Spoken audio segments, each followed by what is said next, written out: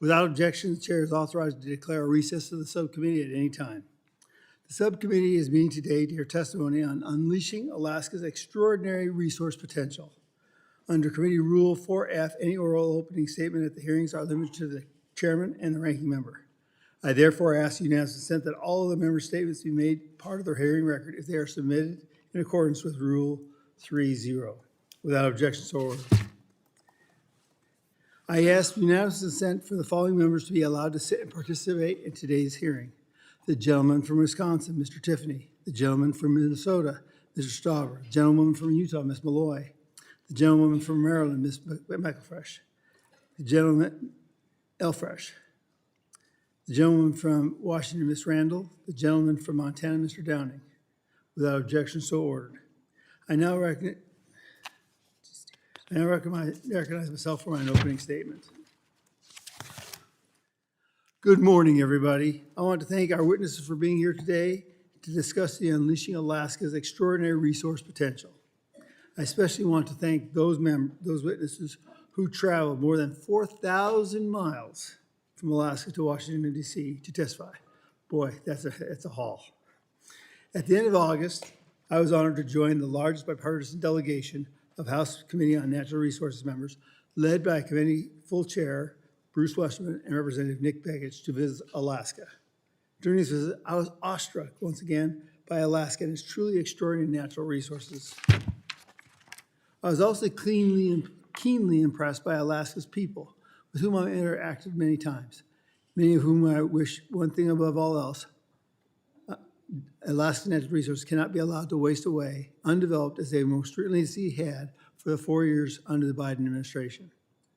Alaska's lands cannot sit back locked up at the demand of Democrats or radical and preservationist groups who do not understand the importance of the responsible resource conservation that is guided by the multiple use doctrine. Rather, unleashing Alaska's exceptional natural resource potential encourages stewardship while ensuring America's minimal and economic security. For example, Alaska's oil and gas industry has been identified by many as the single most important economic engine in the state. In 1 year alone, Alaska's oil and gas supports nearly 70,000 jobs, generates approximately $4.5 billion in state and local revenue. In fact, Alaska's oil and gas generated revenues not only fund most of the state government, but it also allows the state to operate without a sales or personal income tax. If that's not incredible enough, Alaska's oil and gas reserves allow every state resident to receive an annual dividend from the Alaska Permanent Fund based on the value of that year's royalties revenues. Amazing. And all of this is despite the war being waged against the Alaskans by misinformed environmentalists. Just imagine the economic boom Alaska and other Americans could see once Alaska's resources are unshackled and properly developed. Oil and gas are not the only natural resources with which Alaska has been blessed. Alaska is home to nearly every single mineral identified as critical by the United States government. These minerals include graphite, cobalt, copper, lithium, and others that are necessary for modern civilization, defense technologies, and new technology. Alaska is also rich in other hard rock minerals, rare earths, elements like gold, silver, and platinum, to name a few. In a single year, Alaska's mining industry accounts for almost 12,000 jobs, high-paying jobs, and more than $1 billion in revenue. Wages in Alaska's mining industry effectively double the state's private sector wage average. Timber and recreation also contribute significantly to Alaska's resource potential. The Tongass and Chatuck natural forests together cover more than 22 million acres and are home to not only to vast tracts ready for production, but also millions of acres of other habitat with thriving wildlife populations that make for sportsman's paradise. Yet rather than support Alaska's wonderful mining potential and advance projects like building roads to make retrieving, transporting, and processing Alaska natural resources more effectively, Democrats in Congress and extreme NGOs have continually dug in their heels to protest sensible development and prosperity. Fortunately, President Trump and the House Committee on Natural Resources Republicans have worked tirelessly to emphasize the potential of Alaska's natural resources spread across its lands and waters. Immediately upon taking office earlier this year, President Trump issued 2 executive orders to kickstart responsible resource development in Alaska, one titled Unleashing American Energy and another called Unleashing Alaska's Extraordinary Resource Potential. Republicans in Congress have followed President Trump's call and just this month passed a bipartisan resolution repealing harmful actions taken by the Biden administration to hinder Alaska's ability to unleash its natural resources by locking up its land. I look forward to continuing to work with my Republican colleagues and the Trump administration to unleash Alaska's extraordinary resource potential, encouraging these natural resources continue to enrich not only Alaska and its people, but America as a whole. Thank you, and I now recognize the Ranking Member Dexter for her opening statement. Thank you, Mr. Chair, and thank you to our witnesses for joining us. Agreed, it's a very long distance, so thank you for coming. The United States is already the top producer of and exporter of oil and gas in the world, and Alaska is one of the top 5 oil and gas producing states in the country. And yet, Alaskans still face some of the highest electricity prices in the country. Despite significant renewable energy potential, many rural communities rely on expensive imported diesel to heat and power their homes and businesses.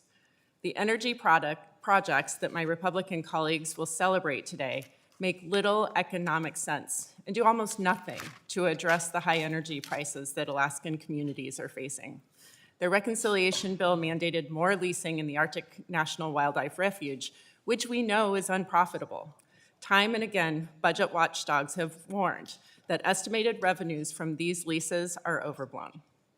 Previous Arctic lease sales brought in less than 2% of the revenue that was promised, and developers have paid to walk away from their investments in the region. 5 major US banks and 18 international banks say they won't finance drilling in the refuge. That should tell us something. We saw the same story in the proposed Alaska methane pipeline that would cost well over $44 billion to construct. The project's outlook was so dire that even the Trump administration had to step in, announcing last week that the military will buy some of the methane. Now this administration is using the proposed pipeline as a trade deal bargaining chip, with no guarantees that the investment will lower Alaskans' and electricity prices.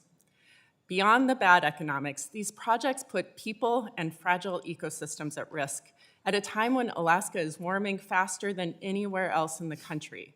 As a pulmonary and critical care physician, I can't ignore what that means for the health of those communities. Entire villages are having to be relocated because the climate crisis is melting the ground under their feet. The fire season is longer, and according to the CDC, Alaska is at risk of new disease outbreaks like Lyme and rabies as the habitats of the pathogens wildlife hosts like ticks and foxes shift north. One of the starkest images is that of oil and gas companies having to contract with companies that provide equipment to prevent permafrost from melting so that their pipelines, roads, and drilling equipment don't crumble. Oil companies have installed thousands of them already. It's yet another canary in the coal mine, warning us.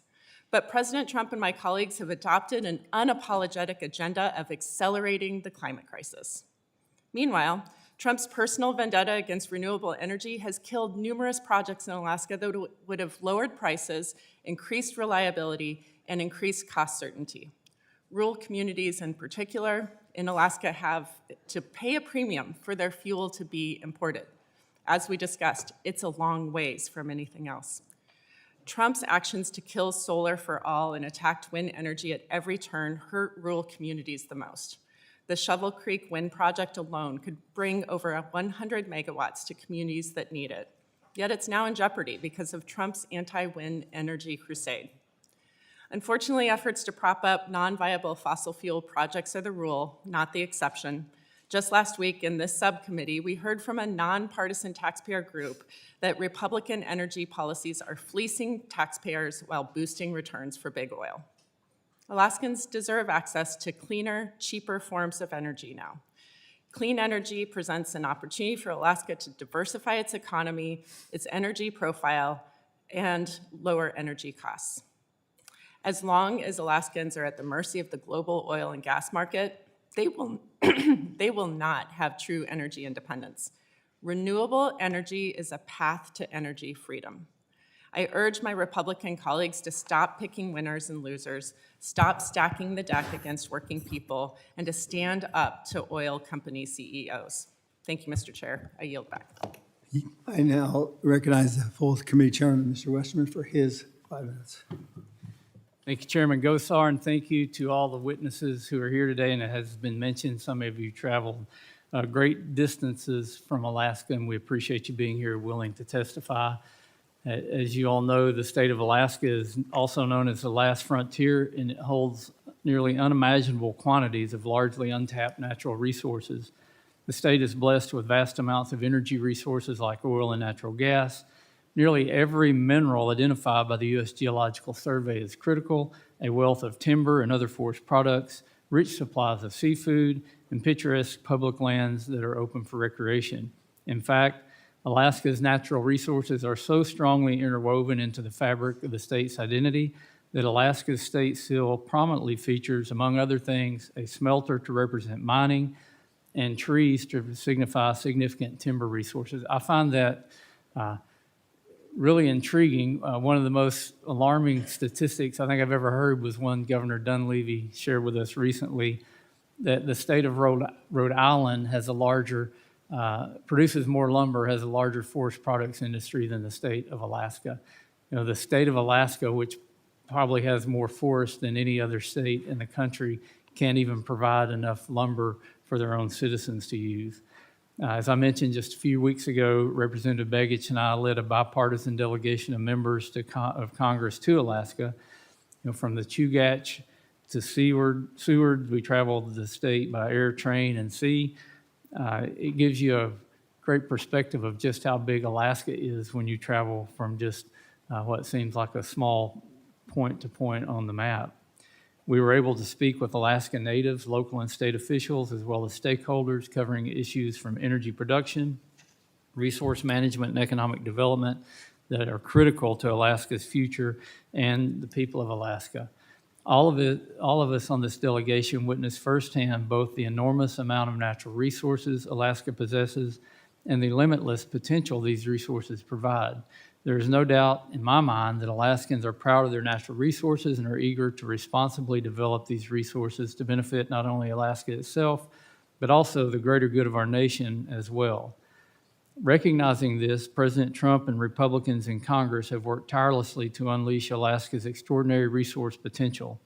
On the very first day of his second term, President Trump issued 2 key executive orders focused on Alaska's resource potential, EO 14154, Unleashing American Energy, and EO 14153, Unleashing Alaska's Extraordinary Resource Potential. Together, these executive orders seek to encourage development of Alaska's resources to the fullest extent possible, to, among other things, deliver price relief for Americans, create high-quality jobs for our citizens, work on our trade imbalances, augment the nation's exercise of global energy dominance, and guard against foreign powers like China and Russia from weaponizing energy supplies in theaters of geopolitical conflict. In other words, allowing Alaskans to develop Alaskan resources helps secure economic and national security for Alaskans and other Americans for generations to come. To further the goals of these executive orders, at the beginning of this month, House Republicans passed a resolution introduced by Representative Begich under the Congressional Review Act, repealing a Biden-era Central Yukon Resource Management Plan that had locked up more than 13.3 million acres of land in Alaska from responsible resource development and blocked national and Alaskan prosperity. The House-passed resolution also opened the door to repealing other harmful actions like Public Land Order 5150 and to moving forward with construction of additional crucial statewide projects like the Alaska LNG pipeline and Ambler Road. To be clear, Alaska's natural resources have been forced to languish by previous administrations for far too long. President Trump, House Committee on Natural Resources Republicans, and the Alaskan people understand that not only by unleashing Alaska's incredible natural resource potential can we secure America's critical mineral supply chains, revolutionize energy production, strengthen America's national security, and grow our economy. I look forward to hearing from witnesses today and to a robust discussion about how best to develop Alaskan natural resources for the benefit of Alaska natives as well as residents of the great state of Alaska and for the benefit of our nation. Thank you, Chairman Gosar, and I yield back. I thank the gentleman from Arkansas, the gentleman from California, the ranking member for the full committee. Mr. Huffman is recognized for his 5 minutes. Thank you, Mr. Chairman. Before I begin, I do have a unanimous consent request. You should let me tell you what it is before you agree to it, right? I appreciate how agreeable you are this morning, Mr. Chairman. So here's what I'd like to enter into the record, Mr. Chairman. It is a September 8th news article from UC Riverside entitled "Orange Rivers Signal Toxic Shift in Arctic Wilderness." It is about how rapid warming in the Arctic is doing something new and very disturbing in Alaska. The quote that I will just share is this: "In Alaska's Brooks Range, rivers once clear enough to drink from now run orange and hazy with toxic metals as warming thaws formerly frozen ground. It sets off a chemical chain reaction that is poisoning fish and wreaking havoc on ecosystems." This is what it looks like. And I think it's important, since scientists are telling us this is an irreversible shift once it gets started, that be in the record and something we think about while we discuss these policies. Thank you so much, Mr. Chairman. So I do want to thank the witnesses for being here, especially the long-distance travelers. I'd especially like to thank President Christensen for joining us to share his testimony. His community, the native village of Port Heiden, is seeing the impacts of climate change firsthand and in real time. Erosion and rising sea levels have forced his Bristol Bay community to move inland, and they are still losing 60 to 80 feet of shoreline every year. Think about that. Port Heiden is one of many Alaskan communities already seeing the dire impacts of climate change. The Arctic is warming at least 4 times the global average in Alaska and putting communities like Port Heiden at risk of further damage. But rather than addressing this crisis and its threats to Alaskan lands, lives, livelihoods, our Republican colleagues are burying their heads in the sand and doubling down on a false narrative of energy security. Of course, not all Alaskans, including indigenous Alaskans, share the same perspective on oil and gas development and mining.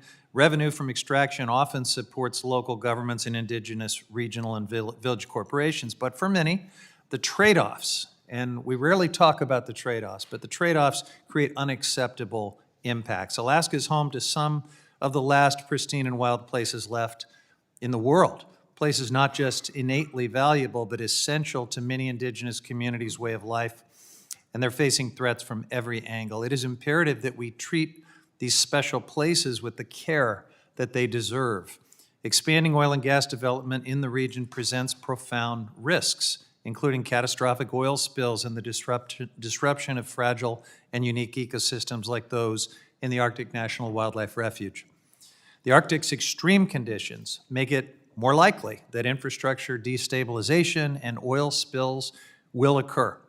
And they have occurred, and it has been catastrophic, and there will be more of that, unfortunately, if we continue down this path. So let's be clear, more drilling means that most of it will be exported, and that's a lose-lose for Alaska. Luckily, there are alternatives to address the energy needs of Alaskan families. Alaska has considerable capacity for geothermal, wind, and solar energy, which are all low-cost, low-impact solutions. So this isn't about some of these things you'll hear about unleashing all types of energy resources. If it were, my Republican colleagues wouldn't be canceling energy projects that create real opportunities for communities to tap into these resources at lower costs. And I'll give you an example. The Trump administration has canceled grants that would have allowed rural and tribal communities to transition to energy freedom through clean energy sources. Currently, less than 2% of Alaskan homes have solar, and there's immense potential there. They have the same amount of solar radiation as Cleveland and New York, believe it or not. Expanded use could dramatically reduce home energy costs in the state, but the Trump administration terminated the Solar for All program. And the impacts of these cancellations are already being felt in Alaska. The Tanana Chiefs Conference, representing tribes in interior Alaska, just had a $62 million grant terminated. That's a significant missed opportunity. And we also know, in fact, the ranking member mentioned the huge wind project, 300 megawatts of energy that was going to go onto the grid that has also been terminated because of the big ugly bill. So my friends who voted for the big ugly bill not only took a lot of health care away from rural communities like those in Alaska, they took 300 megawatts of clean, reliable energy. And we should be talking about things like that. Mr. Chairman, I look forward to the conversation. Oh, good, because I had a few more things to say.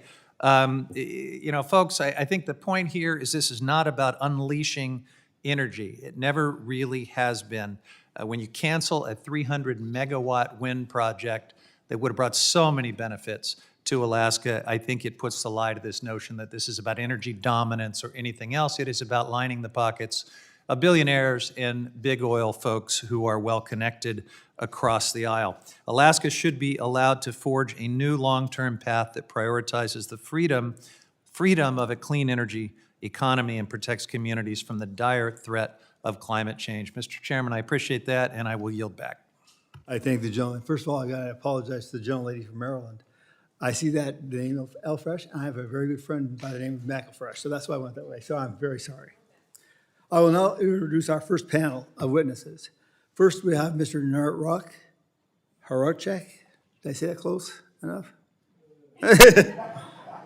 Okay. I don't speak English very well, but I speak Hick very well. So we have Ms. Deantha Skibinski, the Executive Director of the Alaska Miners Association, Anchorage, Alaska. Mr. John Christensen, Jr., Tribal President, Native Village of Port Heiden, Alaska. And Mr. Clark Penney, President of Penney Capital, Anchorage, Alaska. And Mr. Nagruk Harcharek. He is also the President Voice of the Arctic Inupiat, Anchorage, Alaska. Let me remind you that our system is that when you first start speaking, make sure you turn your microphone on. Then when it's green, you're talking. When it's yellow, you got to slow down. And when it's red, stop, okay? Remember, your whole detail will be put in, your whole testimony will be put into the record. Now, I will first recognize Mr. Harcharek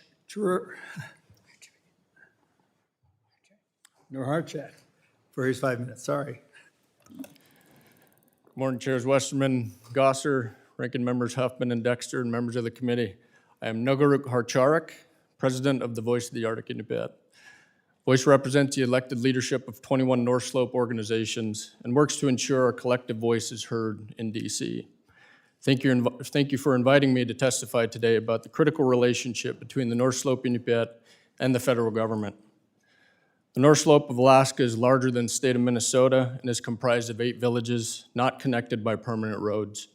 The cost of living is high and economic opportunity is low. The North Slope fully encompasses the National Petroleum Reserve in Alaska and most of the Arctic National Wildlife Refuge, including the 1002 area. As Inupiat, our lives are dictated by changes in wildlife migration patterns, sea ice conditions, and the unpredictability of Mother Nature. In the 1800s, outsiders brought a new way of life restricting our self-determination.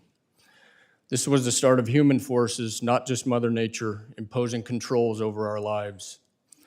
One-sided policymaking dates back to the purchase of Alaska and continued right through the 20th century, including the creation of the National Petroleum Reserve in Alaska, Project Chariot, the establishment of ANWR and Gates of the Arctic National Park, the Alaska Native Claims Settlement Act, the whaling moratorium, and many, many more.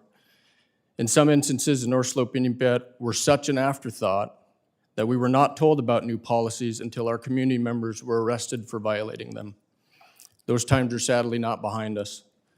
Just 2 years ago, the Biden administration announced a proposed rule in the NPRA, and an ANWR unlawfully canceled leases and issued an unnecessary SEIS.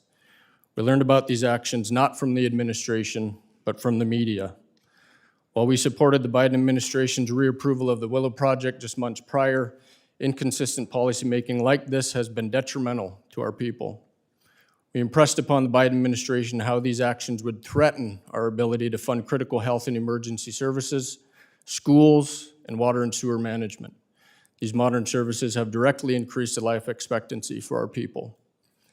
The Biden administration repeatedly claimed to be the most tribe-friendly in history, but instead of respecting the indigenous voices of the people of Kaktovik, the only community inside of ANWR or the 4 North Slope communities located in the NPRA the Biden administration prioritized outside activists.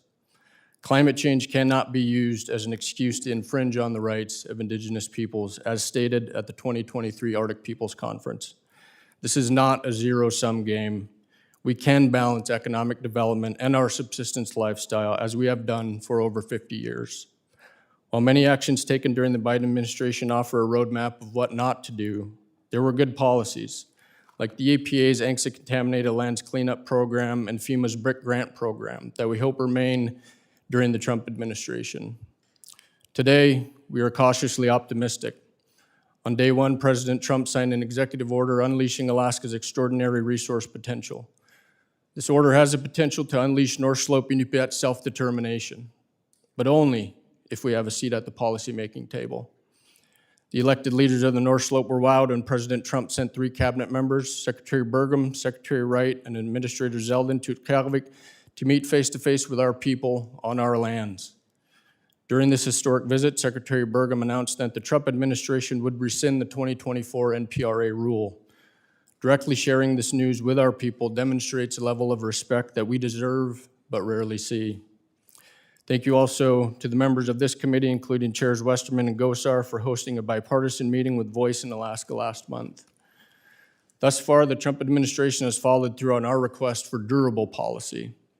The One Big Beautiful Bill Act mandates multiple onshore lease sales in the NPRA and in ANWR, enshrining protections for our economic security into law.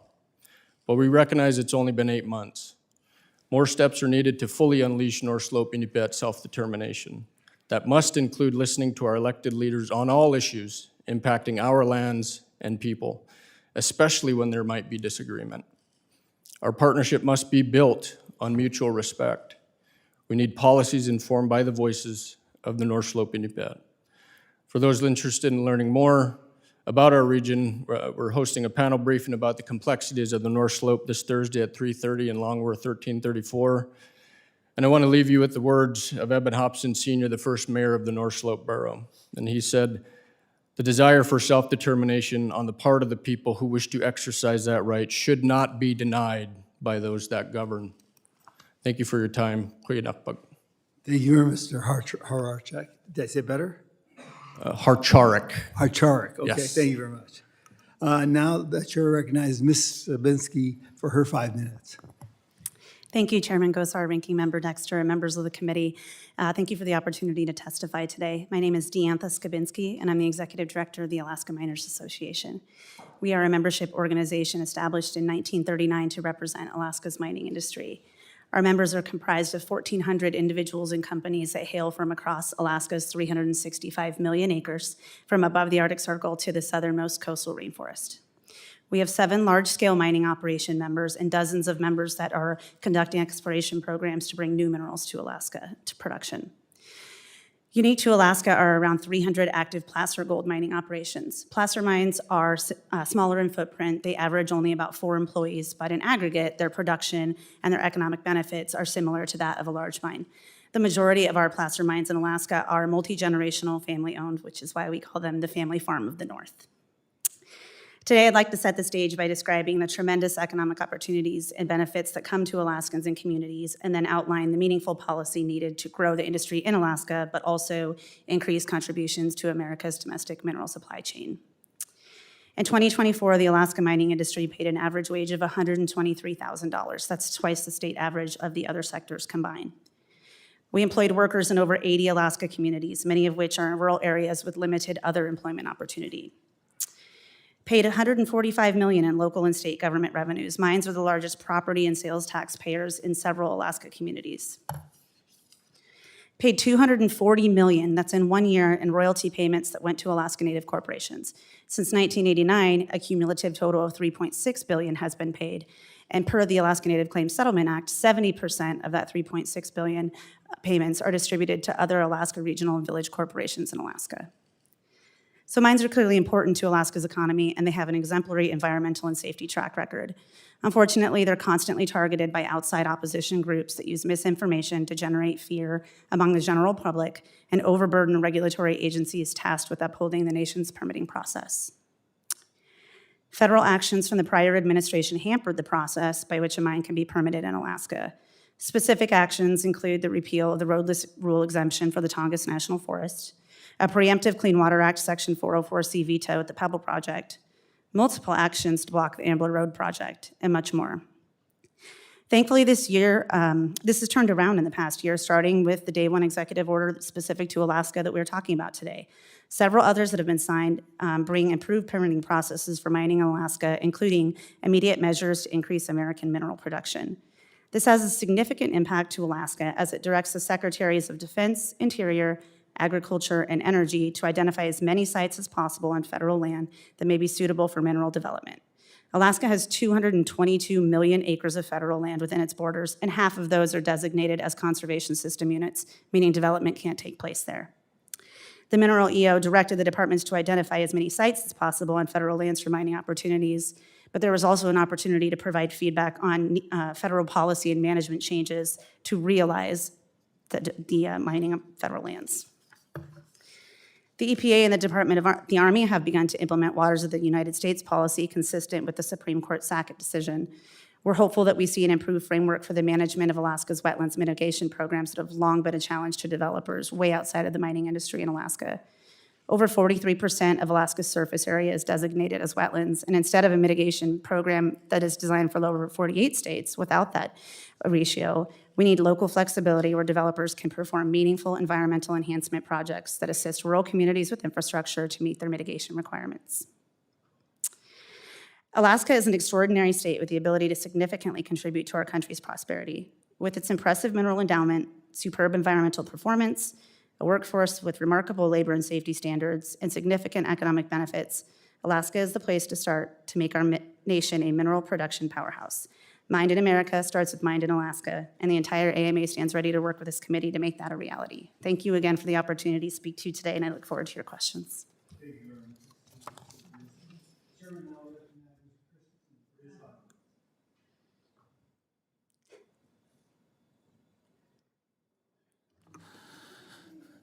Thank you. Members of the committee, thank you for the opportunity to testify today. My name is John Christensen, president of the Native Village of Port Heiden. In Port Heiden, Alaska, reliable and affordable energy is our greatest challenge.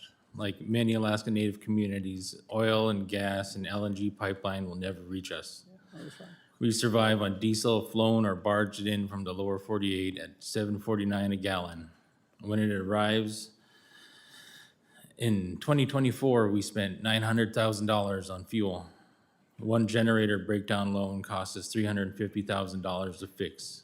Our electric base rate is 3 times higher than Anchorage, even though we are only 428 miles away. We have abundant resources, constant wind, summer sun, and fast rivers. Studies show renewables could meet 75% of our needs. Yet funding to the very projects that could save us, solar, wind, hydro, and storage, have been delayed or taken away. Promises made to our community have been broken, and the ability to remain on our ancestral lands is threatened. Port Heiden is home to 100 Aleut people who still practice subsistence fishing, hunting, and gathering as their ancestors did. Families smoke salmon in the summer, hunt caribou in the fall, and harvest berries to last through the long winter. These practices aren't just culture, they are survival. But the high cost of energy makes it harder each year to keep food stored, keep homes heated, and keep freezers running. 10 years ago, we built a fish processing plant to create jobs and keep more of our value in our community, but we cannot afford the diesel to power it, so it is sat empty. If we had affordable local energy, that plant could be running today, filleting salmon, creating jobs for our young people, and helping families stay in Port Heiden instead of leaving for Anchorage. We could even responsibly develop the titanium deposit on our beaches, creating new revenue streams that would benefit not just our villages, but the region.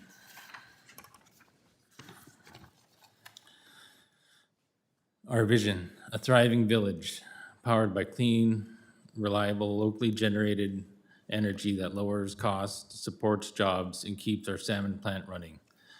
and allows us to thrive where our ancestors have lived for thousands of years. Energy sovereignty, a model for rural Alaska where communities generate their own power from wind, solar, and river hydro. We want to stop being dependent on fragile diesel shipments and start being resilient, self-sufficient, and sustainable. When our generator breaks down, families are left in the cold, elders must ration fuel, and children do their homework by flashlight. It is a struggle to survive when that happens in the winter. One of our tribal elders says, our people survived the 1912 eruption of Aniakchak volcano. We should not be defeated by high diesel prices. But without help, the energy costs could be the force that drives us off the lands that we have occupied for thousands of years. And even when we do everything right, winning grants, purchasing equipment, we run into barriers we cannot overcome. Last year, my tribe won a grant where we bought a 1 megawatt battery, solar panels, and wind turbines from a Canadian supplier to power our clinic, runways, lights, and water system. But before we could ship it, new tariffs on Canada increased the delivery cost by $1.5 million.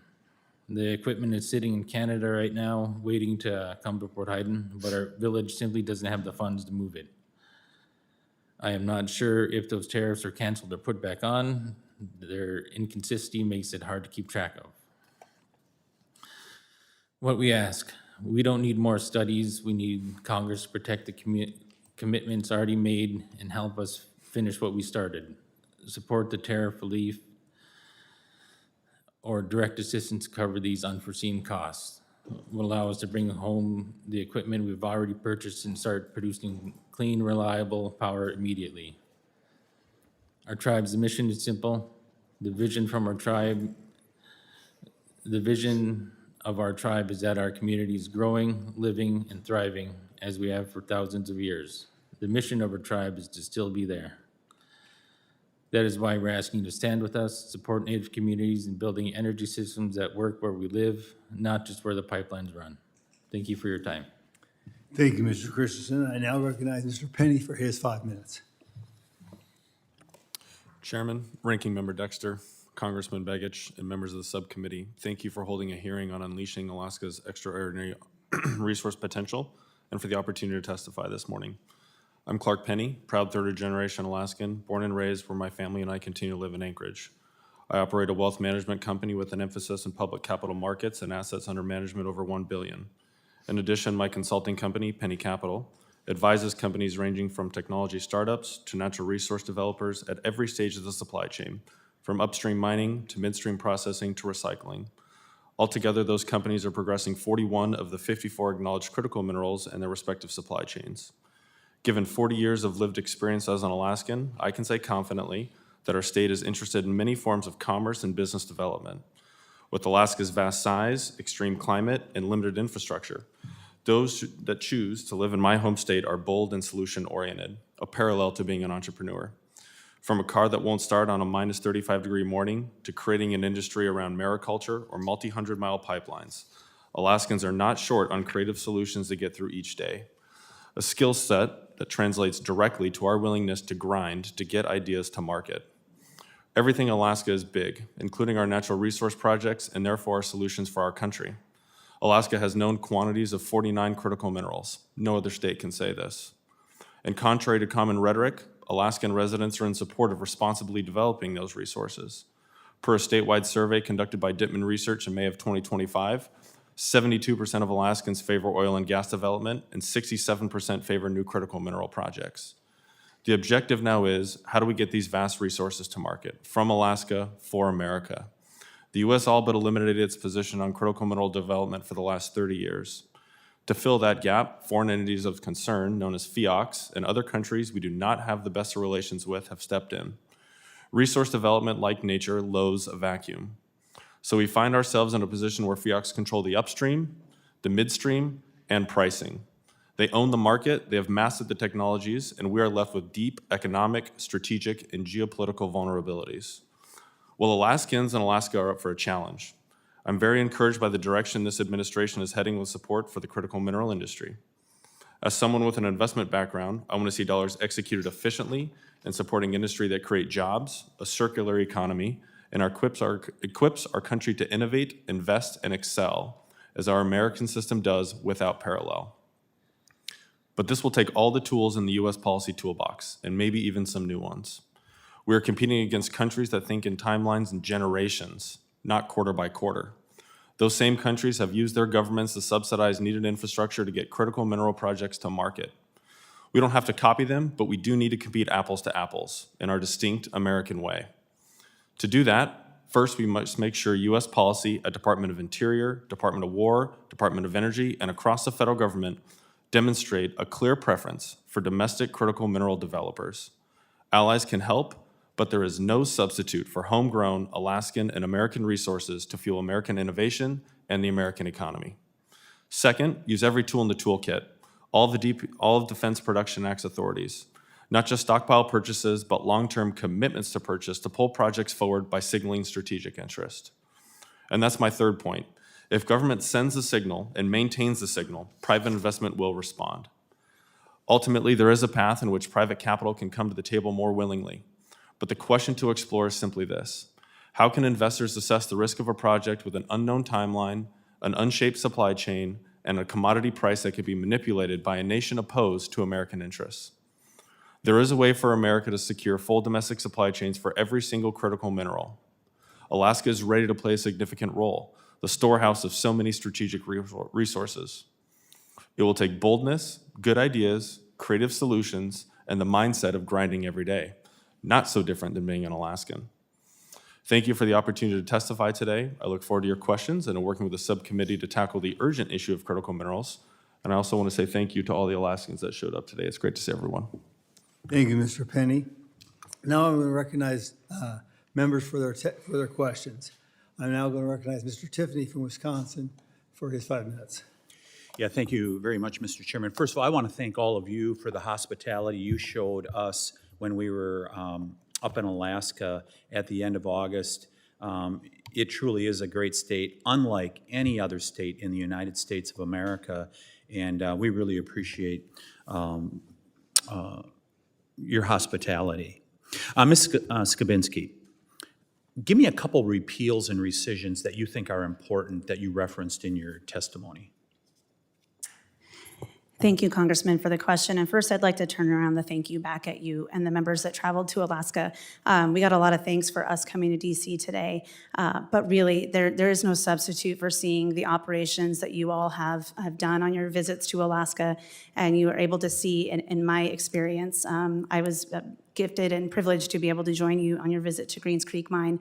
There is no substitute for seeing what you saw with your own eyes and coming back and using what you saw to refute misinformation and to say, no, I saw a very responsibly operating mine with employees that love to work there. I know it's a giant investment of your time, and I just can't thank you all enough for taking the time to come learn about our mining industry. So to answer your question, some repeals and rescissions, I talked briefly about the Waters of the U.S. rule. Given the statistics that I provided about the water situation in Alaska, whether it's wetlands, whether it's how we have more coastline than the nation combined, whether we have whatever water body we're talking about, Waters of the U.S. policy, I think I can venture to say is most critical for Alaska over any other state. And sound policy that recognizes the reality of the environment, regardless of what part of the Clean Water Act you're talking about. It has to be done understanding that Alaska is simply different than Arizona, and it's different than Florida.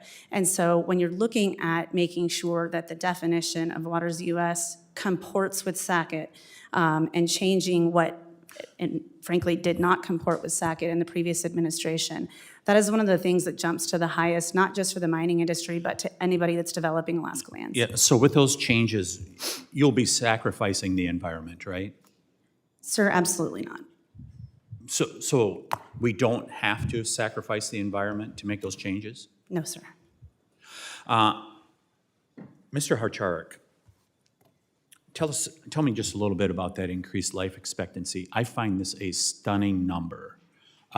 Explain that again for everyone here.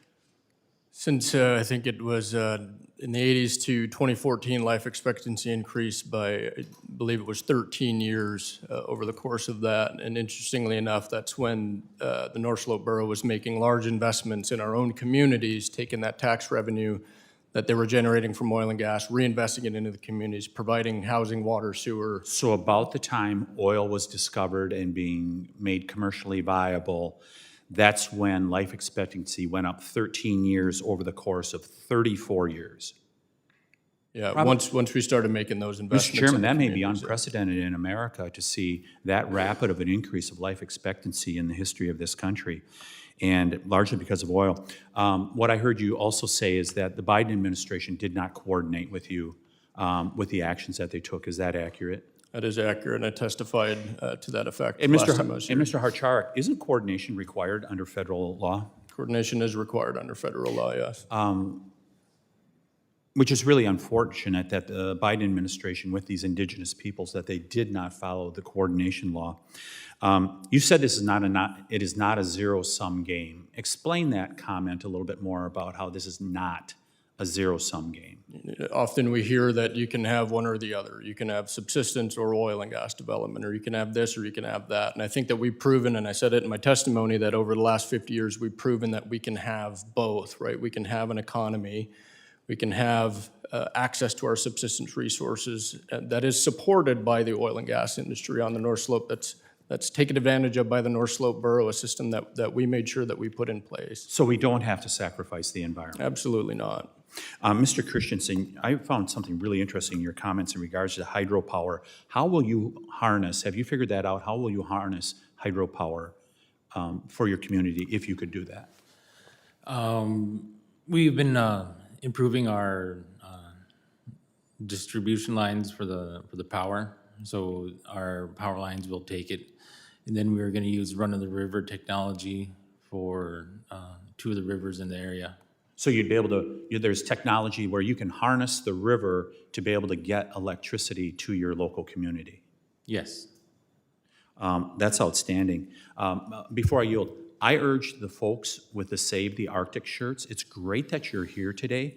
Be sure to go to Mr. Harcharek's tutorial that he's going to do this afternoon. That dialogue will be very valuable for anyone here to be able to hear what's going on up there. I yield back.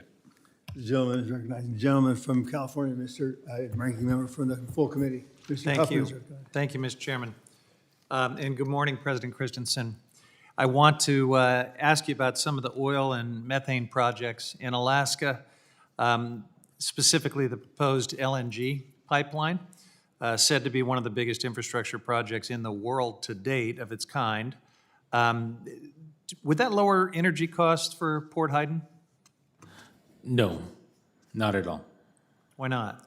It doesn't reach us. We are in western Alaska, and we're nowhere near the pipeline. What about oil and methane projects from the Arctic National Wildlife Refuge? Would that lower energy costs for your community? No. Same thing. Same. We're nowhere near the pipeline or the city, so we couldn't get the cheaper costs. What about the NPRA energy development? No. Ambler Road mining? No. I do want to ask you about something that I think would provide a lot of economic benefits for your community. Port Heiden is located near the biggest sockeye salmon fishery in the world, in Bristol Bay, and your community made a major economic investment in building a processing plant some time ago. Is that right? Yes. What is the status of that plant? Right now, it's sitting with unused because we can't afford to run it right now because the diesel prices keep going up and it makes it harder. And you've got to bring that diesel into the community from faraway places. So the economics of finding energy for your processing plant are super challenging. Is that fair to say? Yes. Could renewable energy provide enough power to that plant to make it economically viable again? Yes, with the run of the river, we're hoping to generate 400 kilowatt hours, and we'd only need 100 kilowatt hours to run our plant. All right. So climate change is having impacts all over the place. I feel it in my district. We see it really just about everywhere, whether it's wildfires or deadly floods, but no place feels it quite the way you do in Alaska, where warming is occurring 4 times the global average. President Christensen, I serve with folks here on this committee who deny the reality and the science of climate change. I want to give you a chance to speak to them. How has climate change impacted your community? We have significant erosion now with the increased storms. There's no ice on the beach anymore. So the fall and winter storms will erode 30+ feet per storm.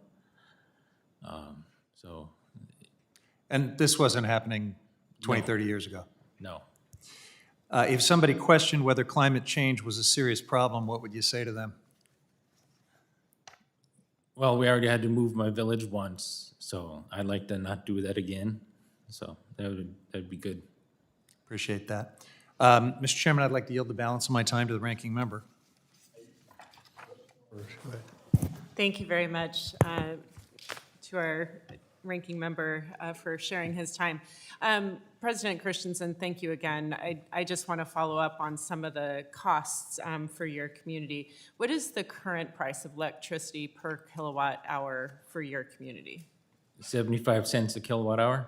And just to be clear, in Oregon, where we don't have anywhere near the reserves that you do, our average electricity prices are about 13 cents per kilowatt hour, and that is unaffordable for our community. And it's still lower than the national average of 15 cents. So I feel a significant discordance between our ability to have affordable energy and your unaffordable energy. And I would just put on the table that we have hydroelectric power and solar and wind that we've invested in. Do you feel like your ability to control the cost of electricity for your community is dependent on renewable energy development? Yes, because the transportation of bringing diesel in is getting higher. It rose over $1 a gallon in 1 year, so it could be going up even more next year, and we're not sure. How far does that diesel have to be trucked in? Like, what is the distance from the supply position? Well, it has to come from the lower 48 because it's refined down there, and then barged over to Dutch Harbor or to maybe Seward, and then barged back up to my village, which is Very good. I'll follow quite a up with you, distance. President Christensen. I've gone over my time. Thank you. Thank the gentleman, the full committee chairman, Mr. Rusterman, is recognized for 5 minutes. Thank you again, Chairman Gosar, and witnesses. Thank you for your testimony, Mr. Harcharek. As I mentioned earlier, we visited Alaska not too long ago, and if folks haven't been there, it's hard to understand the vastness of Alaska. Can you talk more about how this impacts your region's economy and life, the remoteness and the landscape? Yeah, appreciate the question, Mr. Chairman. It's huge, and I think Mr. Christensen was alluding to some of that, but on the North Slope, we've got 8 communities. I mentioned they're not connected by road.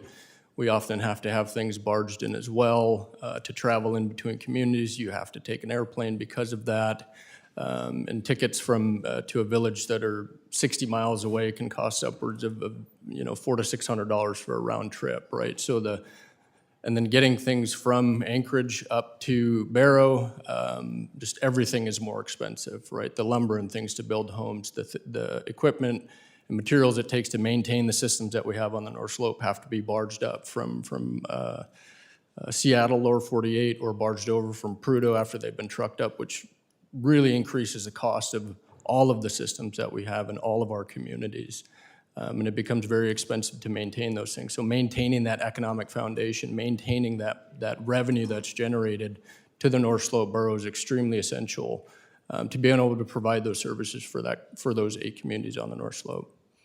And it seems like it makes it even more important that you have good paying jobs and a strong economy so that people can afford those things that are just, it's a logistical nightmare to try to get building materials and everything else, food, all of that distributed across such a large area.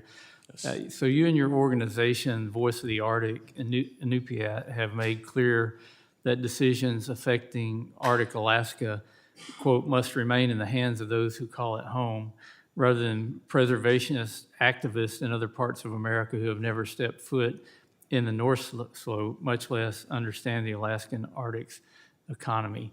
I served here for quite a while with Don Young, and this was one of his key points that you get people who live a long ways from Alaska who think they know what's best for Alaska, and it's always a preservationist mindset. We want to leave it alone, leave it untouched, instead of a conservationist mindset of let's use it, be good stewards of it, and pass it along to the next generation. So Voice has championed the message that, especially in the Arctic, you need a strong economy to survive, as we were discussing. In your written testimony, you mentioned that revenues from responsible resource development have funded schools, health clinics, and critical infrastructure. Can you share more about those investments and how they've transformed daily life on the North Slope? Yeah, I'll try to do it quickly, but the Alaska Native Claims Settlement Act, we viewed it as an unjust settlement, so our early leaders decided to take matters in their own hands to make sure that we were benefiting as much as we could from the development that was going to happen in Prudhoe Bay, whether we wanted it or not. So they stood up the North Slope Borough. The North Slope Borough has taxing authority on infrastructure, not production, very important distinction. They take that revenue that's generated through that tax and reinvest it into the communities. And before the North Slope Borough was there, people were in dilapidated homes insulated with cardboard. Now when you go to the communities, you see modern homes, you see water and sewer systems. If it does get dark, which it does happen in the wintertime, where there is essentially no solar energy for part of the year, you go and you can turn on your light. If you get cold, you go and you turn the heat up. And now you can actually graduate school in your community. My mom graduated from a school in Anchorage. I graduated from Barrow High School at home. So all of these services, all of these things that, we're 1 or 2 generations away from third world living conditions, essentially. I remember when the first flush toilet was installed in my house in Barrow in the early 90s, so not that long ago, that a lot of these services have been brought to our communities, brought to our people. And we'd like to maintain that for as long as we can. Thank you, Ms. Skibinski. You had another kind of wild statistic there that 43% of Alaska is classified as wetlands. But you also talked about how it would be better if the state could work with permitting authorities. Permitting reform is something we're working on and focused on this committee. Would you like to elaborate on how much that's needed? Absolutely, sir. I would say it was one of our #1 priorities to make sure that permitting reform takes place. The provisions in the SPEED Act are very welcomed by members that are working in the mining industry in Alaska, from everything from the duplicative reviews to putting sideboards on page limits and scopes that are in EIS, which it would be remiss if I didn't point out that also makes it much more easier for the public to engage in the process and to understand more about proposals. So yes, it is a very needed reform in order to get the investment needed in very, very expensive mineral projects to bring more mines online. Out of time, Mr. Chairman. Thank you, Mr. Chairman. Now the gentlelady from Maryland is recognized. Thank you very much, Mr. Chair. I also want to add my thanks to everybody on the panel who I had the opportunity to meet on the congressional delegation visit last month. The hospitality was unmatched, and I concur with everything everybody said. Until you can see this wilderness, until you can see these communities and meet with folks on the ground, you have very little understanding of it. So I'm just so grateful for that opportunity and grateful for everybody in the audience who traveled so far to be here today. It does not go unnoticed by this committee, so thank you. I want to just add on to some of the comments the ranking member made. In addition, I think we all here at home in our own communities and districts, the true affordability crisis facing many Americans. What I saw in Alaska was unmatched. And in terms of energy affordability we're talking about today, housing affordability, food affordability, all of those things, we hear you.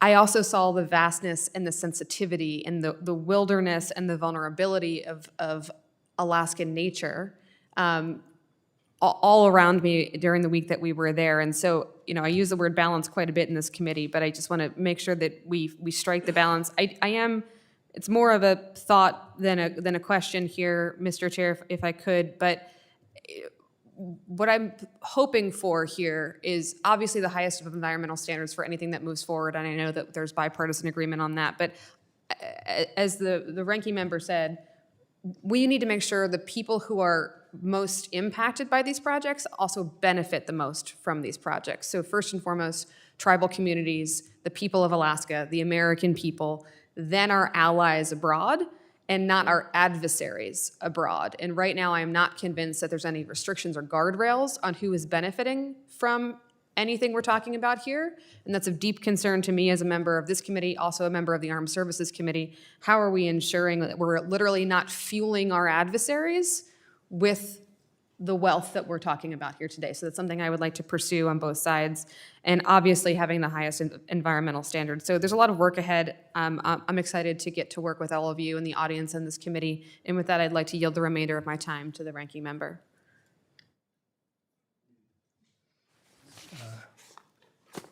You should have that gentle lady.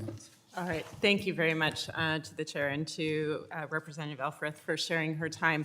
I wanted to follow up, President Christensen, on our conversation that you were explaining, because I think it's ironic that the harvested oil that we are talking about from Alaska, very modest amounts, my understanding is, are refined in Alaska, and those are all in the southern portion of the state. So the barges that you're talking about do come from the lower 48, not from Alaska. Is that correct? Yes. Okay. And how often do those barges come in for your delivery of diesel? We get two fuel deliveries per year, one in the spring and one in the fall. And are those reliable deliveries? Are there things that can impede those deliveries? The fall one is, it changes quite a bit because of the weather. You can get storms and where they don't come in very often because of storms. And a long time ago in the springtime, there would be ice on the beach. So the fuel barge had to wait, then we'd had to ration. So, but now there's less ice on the beach, so we get the spring barge pretty regularly. Okay. Thank you for that. And is it fair to say that it is because you have to import all of your fuel that your electricity costs or your diesel costs are high? Yes. Okay. How much of your community's energy demand could be met by renewables? I was hoping with the hydropower, it would be 100%.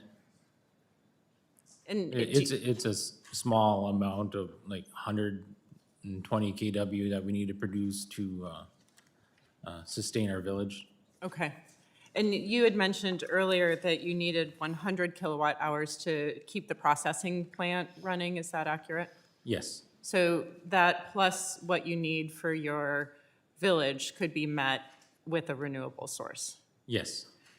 Would that give you economic stability as a village, you think? Yes, a lower electric rate would make it cheaper for businesses to run, like our store, and we'd be able to run our fish processing plant and hopefully mine the titanium. And I just want to share like my thoughts about children doing homework by flashlight in a place where it's dark for many, many hours, especially in the north. That feels like an impact on quality of life as well as just the feasibility of life generally. Is that accurate? Yes. Thank you. And once again, I've gone over my time. I'll come back. Thank you, Mr. Chair. I think the gentleman from Minnesota, Mr. Stauber, is recognized for his 5 minutes. Thank you, Mr. Chair. Before I begin, I would ask unanimous consent to enter into the record this study by the Perryman Group titled Potential Economic Benefits of the Alaska LNG Project. Well, object to order. It highlights the project's potential huge economic impacts across Alaska through 2056, Mr. Chair, including relating to job growth and lower energy prices for all of Alaskans. And Mr. Chair, I have one more if you'd indulge me. And I ask unanimous consent to submit to the record an article titled United States Appeals Court Allows Trump's EPA to Terminate Climate Grants from Reuters, which explains the court's decision and potential for fraud, waste, and abuse, along with an ongoing FBI and DOJ investigation. The EPA under Administrator Lee Zeldin maintained the program did not align with the agency's priorities, and it cited concerns with potential fraud, waste, and abuse. The FBI and Justice Department under Trump also investigated the program. And I ask unanimous consent to enter them. Without objection, so ordered. Thank you very much. You know, when Alaska became a state in 1959, there was an explicit understanding and requirement that the state would responsibly develop its vast natural resources, most of which are under federal control. Rather than upholding this, the Biden administration again and again took action to shut down Alaska. By the end of his administration, President Biden levied 70 sanctions against Alaska, far more than he did on adversarial nations like Iran. Alaska has incredible natural resource wealth, ranging from oil and gas resources, the Cook Inlet and the National Petroleum Reserve Alaska and the Arctic National Wildlife Refuge, to the tremendous timber stock and some of the most valuable critical mineral deposits in the entire world. And I was proud to lead bipartisan legislation last Congress, like the Alaska's Right to Produce Act, which sought to reverse the Biden administration's attempts to shut down oil and gas development in NPRA and ANWR. While this bill wasn't signed into law last Congress, President Trump took action on day one to reverse these dangerous policies, embrace Alaska's potential, and go even farther, including embracing the Alaska LNG project that we just looked at last month. Mr. Harcharek, it was great to travel to your region last year. When we traveled to Inupiat, we saw firsthand how oil and gas was being responsibly developed, as well as visit with individuals and local leaders who would directly benefit from it. I remember one of the individuals in Inupiat shared with me, and in her memory, a member of Congress never traveled to the village. We had several members of this Natural Resource Committee, including Alaska's then Congresswoman, along with Senator Sullivan and Governor Dunleavy. She shared they finally felt like they were being heard. Last Congress, you testified before this committee and noted how your voices were not heard, especially by the Department of the Interior under the leadership of President Biden and Secretary Haaland. How has the engagement between the people of the North Slope and the federal government changed under the Trump administration? Thank you, Congressman Stover. And before I answer, I want to say that the people of Alaska are one of our most extraordinary resources up there, and the people of Inupiat are definitely no exception to that. The changes that have come about have been huge, right? Your visit that you brought up to Inupiat, the cabinet members that came up, the most recent visit of the committee to Anchorage, I think speaks volumes compared to what we were dealing with previously. I think it was in 2023, we made 8, maybe 9 trips out here that year trying to get meetings with Secretary Haaland herself, some of which were denied, some of which were ignored. Throughout that entire year, we never got the chance to meet with her until 2024, late in the administration in June, and nothing really concrete came of that. There was a lot of writings that were in White House National Strategy for the Arctic region that They wouldn't meet mentioned- with you. You traveled from Alaska, Anchorage, 3,370 some miles, and they wouldn't even give you a meeting. Is that correct? We had meetings with staff, but not with the secretary herself, yeah. Thank you. Ms. Skibinski, it's great to see you once again. And as you know well, Alaska has the greatest mineral wealth of any state in the entire nation, including my great state of Minnesota. We have the second most. Alaska has the first. It was great to see this mineral wealth up close. When we visited it, the Greens Creek mine just last month. In your testimony, you run through the president's executive orders that have begun to put us on the right track. You also discuss the importance of consistency and certainty. What do you think it is most important for Congress to prioritize in order to provide this consistency and certainty to the mining industry in Alaska? Thank you for the question, sir, and thank you again for taking the time 2 summers in a row to come visit Alaska and learn about our resources. And also, thank you for not holding the whole mineral wealth thing against us. I appreciate it. I honestly think the most important thing to prioritize right now is the measures that are in the SPEED Act, and I won't belabor that point because you guys have spent a lot of time talking about that in this committee. But the measures that are in the SPEED Act and really dovetailing that with some of the things that are happening positively on the administration side within the permitting improvement steering council and the FAST 41 process. I think it seems basic, but it's really not, and we've lost sight of how important it is to ensure that agencies are working together, and that's my favorite part of the whole thing. We can talk about page limits, we can talk about ensuring that the scope is appropriate, but the requiring agencies to work together, you would be stunned, including the mine site that you visited, how the U.S. Forest Service and the Environmental Protection Agency work on the same permit at different times in different time periods. If one of them has 60 days, day 61, it goes to the other one, and they don't talk to each other. And you would think 2 agencies like that are responsible for upholding science would do that. Oh, well, thank you very much, and Mr. Chair, I'm out of time. It's great to see you all again. Thank you. Thanks, the gentleman. The gentleman from Puerto Rico, Mr. Hernandez, is recognized for 5 minutes. Thank you. I simply want to share my sympathies for the people of Alaska and the energy challenges that they face. Coming from Puerto Rico, I can relate to the challenges posed by the high costs of energies and the need for practical solutions that go beyond parties, go beyond ideologies, and address the concerns of the people. I'd like to yield my time to a ranking member, for the remainder of my time to a ranking member. Thank you very much, once again, to my colleagues and to the chair. President Christensen, I wanted to ask you, you mentioned that you had to move your village in the past. Can you tell me more about that? We started moving our village in the 80s. There was a slight erosion going on. And then, so people in my tribe decided to move more inland towards the mountain. Right now, our old community of Meshik is gone. It's in the water right now. So,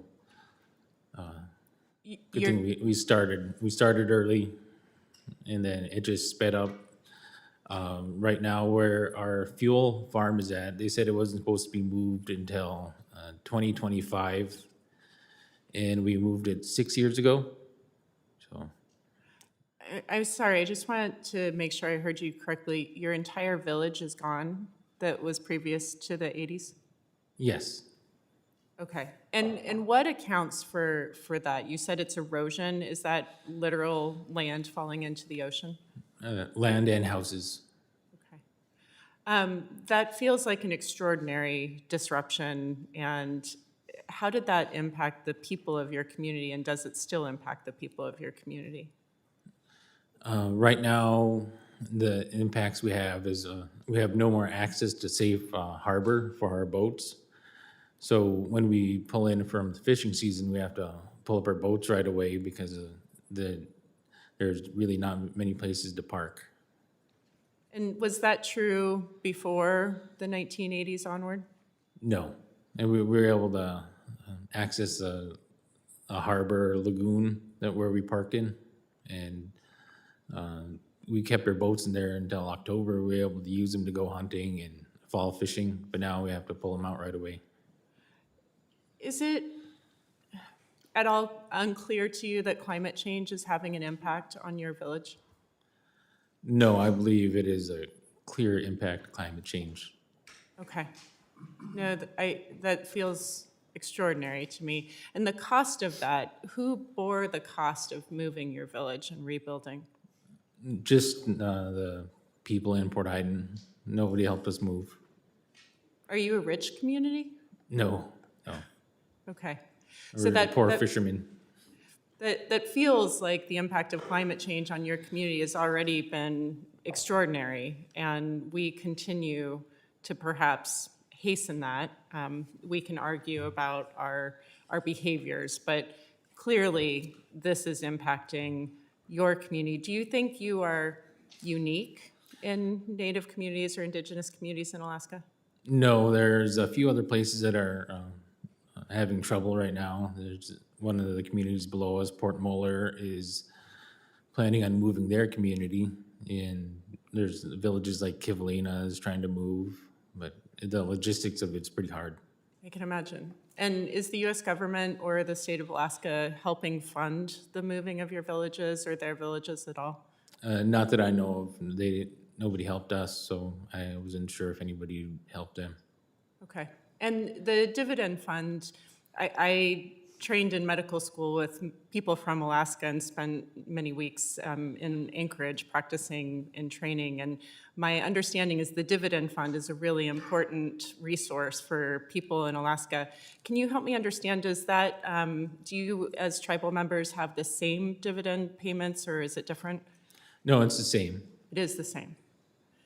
Do you know of other communities that have had to move that are not Indigenous communities? No. Okay. I'll yield at this point, and thank you very much. The young lady yields. The gentleman from Utah, Ms. Malloy, is recognized for her 5 minutes. Thank you, Mr. Chairman. I also was in Alaska on the bipartisan trip last month, and also wanted to say thank you for your hospitality.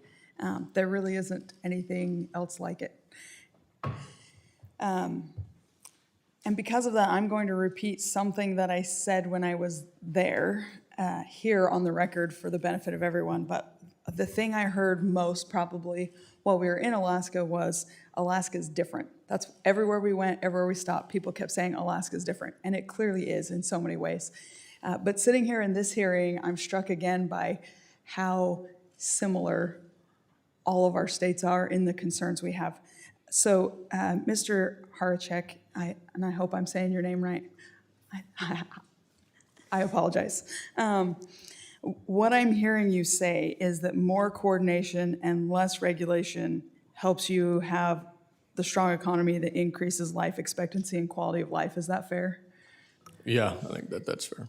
Yeah, I think my constituents in Utah would very strongly agree with that. And then you talked about people traveling here and not being able to get meetings, and I can tell you my constituents also get really frustrated when the federal government isn't responding, isn't listening, isn't even taking the meetings to try to hear and understand the problems. The good news is that I had constituents in town a couple of weeks ago who are thrilled that they not only got the meeting, they weren't just heard and understood, they got concrete answers and solutions. And so I think we're going in a good direction with that. But as different as Alaska is, I think we're all the same in that we need a government that is listening and responding and finding solutions, not just giving us more red tape. So thank you for bringing that up. Ms. Skibinski, it was great to meet you in Alaska. You mentioned the opposition groups are spending millions on misinformation campaigns and serial litigation in your state. Another thing that I think we have in common, can you quantify the delays and the costs from lawsuits against your members' projects? Congresswoman, thank you for that question. I believe I could, with a little lead time, to do some homework, and I would be happy to commit to that. I can think of single standalone examples where, yes, I can think of some that are currently in existence where they're sitting there waiting, and it's been nearly 2 years of waiting for a court decision for, frankly, a litigation, a lawsuit that was brought 9 years later after the permitting process and the public opportunities to participate had concluded. So I can give you standalone examples, and I can give you an aggregate one as well. Okay, yeah, we'll submit that as a question for the record so that you can have some time to go back and do the math and give us some examples, because I would really like to know what the economic impact of that is. Mr. Penney, as someone with deep experience in public capital markets, I was interested in what you were saying about the unwillingness or maybe the hesitancy to invest in some of these projects when there's uncertainty.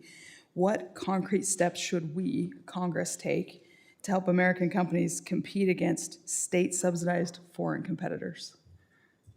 Yeah, no, thank you for the question. Look, individual investors, institutional investors, companies looking to invest, they want some certainty, right? You want to know how much risk am I taking, for what period of time, and what does my return look like for taking that risk? How do I profile this? So anything that the federal government can do to help shore up some of the unknown risk that has been in place for over 30 years in the critical mineral industry is very, very supportive and very important. We're starting to see things like national defense stockpile agreements take place through the Department of War. We're starting to see, also looks like Department of Defense at the time, now Department of War, looking at how to structure long-term commitments to purchase, which is basically a long-term offtake agreement. Those are financeable activities. Those will free up capital from the private markets to come into play and help support to get those industries to market. Thank you. You probably won't be surprised to hear that when I've traveled with this committee, even in foreign countries, they've said the same thing. Our allies want to invest in critical minerals in the U.S., in energy in the U.S., but they face the same uncertainty.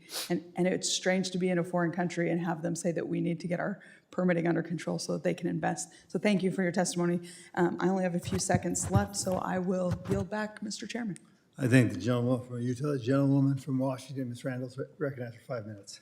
Thank you so much, Mr. Chair. I also enjoyed my time in Alaska on the congressional delegation. It was, as a Washingtonian, my first time visiting our neighbors to the north, and I'm disappointed that it took me so long, but so glad to have had the opportunity to visit and better understand the economic drivers in the state, but also, the real differences in tribal law from the lower 48 and from a state like Washington to the state of Alaska. But similar to my colleague from Utah, I will say the challenges that folks in coastal Washington state faced are not dissimilar from the challenges that you have been speaking about, President Christensen. I really appreciate your testimony, and I want to follow up on a thread that my colleague from Oregon started and that you have spoken on already. You mentioned that Port Heiden has made efforts to build the small hydroelectric project to complement your other investments in wind and solar. And, you've mentioned some of the benefits given that your costs are so high. What's the status of the project right now? The wind or the hydro? The hydro. The hydro is stalled or stopped right now. Mm-hmm. And have any of the Trump administration's actions caused that project to get stuck? Yes. Yes. It's my understanding that the cancellation of the Greenhouse Gas Reduction Fund grants caused some of that, and you're in the courts right now trying to unleash some of that funding. Is that accurate? Is there anything else you can tell us about the holdup? Right now, they're in having legal battles to try to release some money. Mm-hmm. And I get updates occasionally, but it doesn't seem to be going very far. Yeah. I know you mentioned this earlier, but can you remind us how much electricity costs in Port Heiden? 75 cents a kilowatt hour. And how much would the hydro project have lowered that cost? Probably 55 cents. That's significant. That's very significant. And with the price of power, I understand that you would have been able to reopen a salmon processing plant that was closed because of diesel costs. Is that right? Yes, the diesel prices rose very fast, very quickly, and it makes it hard for our community to buy that much fuel. Yeah. And to be able to store it. So it's hard to spend $1 million plus per year for 100 people. Right. And I think one of the one of my reflections, you know, as a kid who grew up in with a salmon in the classroom program when we went to Alaska, was how different our experiences from the lower 48 are with salmon. Almost everyone loves to eat it, but not everyone, you know, knows how it gets to their table in, you know, another state outside of Alaska or Washington or Oregon or even here on the East Coast. Can you tell us a little bit about what the implications for reopening that processing plant would be beyond your community? We would be able to hire people in the surrounding communities to come work during the summer times for seasonal work. We might be able to bring in people to move to our community to continue to grow it. Mm-hmm. Yeah. I appreciate you traveling so far to, you know, share your experience, and share the frustration that you and so many members of your community must feel by projects being stalled. I believe that we need to figure out how to make government work better for the communities who benefit from it, but I also want to just say on the record that all speed is not good speed, right? This project is stalled not because of red tape, but because we decided that this administration decided that it didn't want to fund renewable energy. Thank you, gentlemen. Our time has Thank you. expired. The gentleman from Alaska, Mr. Begich, is recognized for 5 minutes. Thank you, Mr. Chair. And because I only have 5 minutes, I'm going to jump right into questions. I hope that's all right with everybody. First, Mr. I always call you Nagruk. Harcharek. In your testimony, you discussed economic opportunities. Given these new federal directives, what kinds of jobs or infrastructure development do you believe are realistic in the short and medium term for your region of Alaska? And how should policy here in DC ensure that local communities benefit from these opportunities? Thank you for the question. I think from an infrastructure perspective, it's maintaining and building new in all of those 8 communities that are supported by that North Slope Borough, supported by our Alaska Native corporations. Policies that can help with that is policies that allow for those opportunities, that don't limit that economic opportunity, but open that up for economic opportunity. Open it up and then allow us to help make the decision as to whether or not we want to take advantage of those opportunities or not, depending on how we weigh those, how the communities weigh those, and maximizing that opportunity and allowing us to take advantage of that. But schools need to be built. Water and sewer facilities need to be built. $80 million water and sewer system in the community of Point Lake needs to be built. The North Slope Borough is going to fund a majority, if not all of that, and that requires economic development. And then those jobs in those communities, right? It's not necessarily jobs in the field. It's allowing people to stay in those communities and provide those services for those communities and be able to earn an income at home and then go out and subsist and further provide for their families. Thank you. Next question to Ms. Skibinski. With the executive order enabling greater access to lands under ANWR, NPRA, and federal lands more generally, how does the mining industry see new opportunities for critical minerals or other mineral development in Alaska? Sir, thank you for that question. I think new access to new federal lands is incredibly important. If you've ever seen a map of Alaska, it looks like a jigsaw puzzle of patchworks of different land status.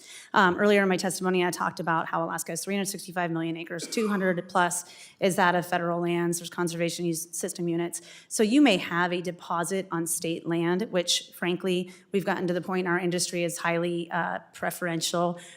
Industries really have become accustomed to finding it to be easier and more certainty with pursuing a project on state land.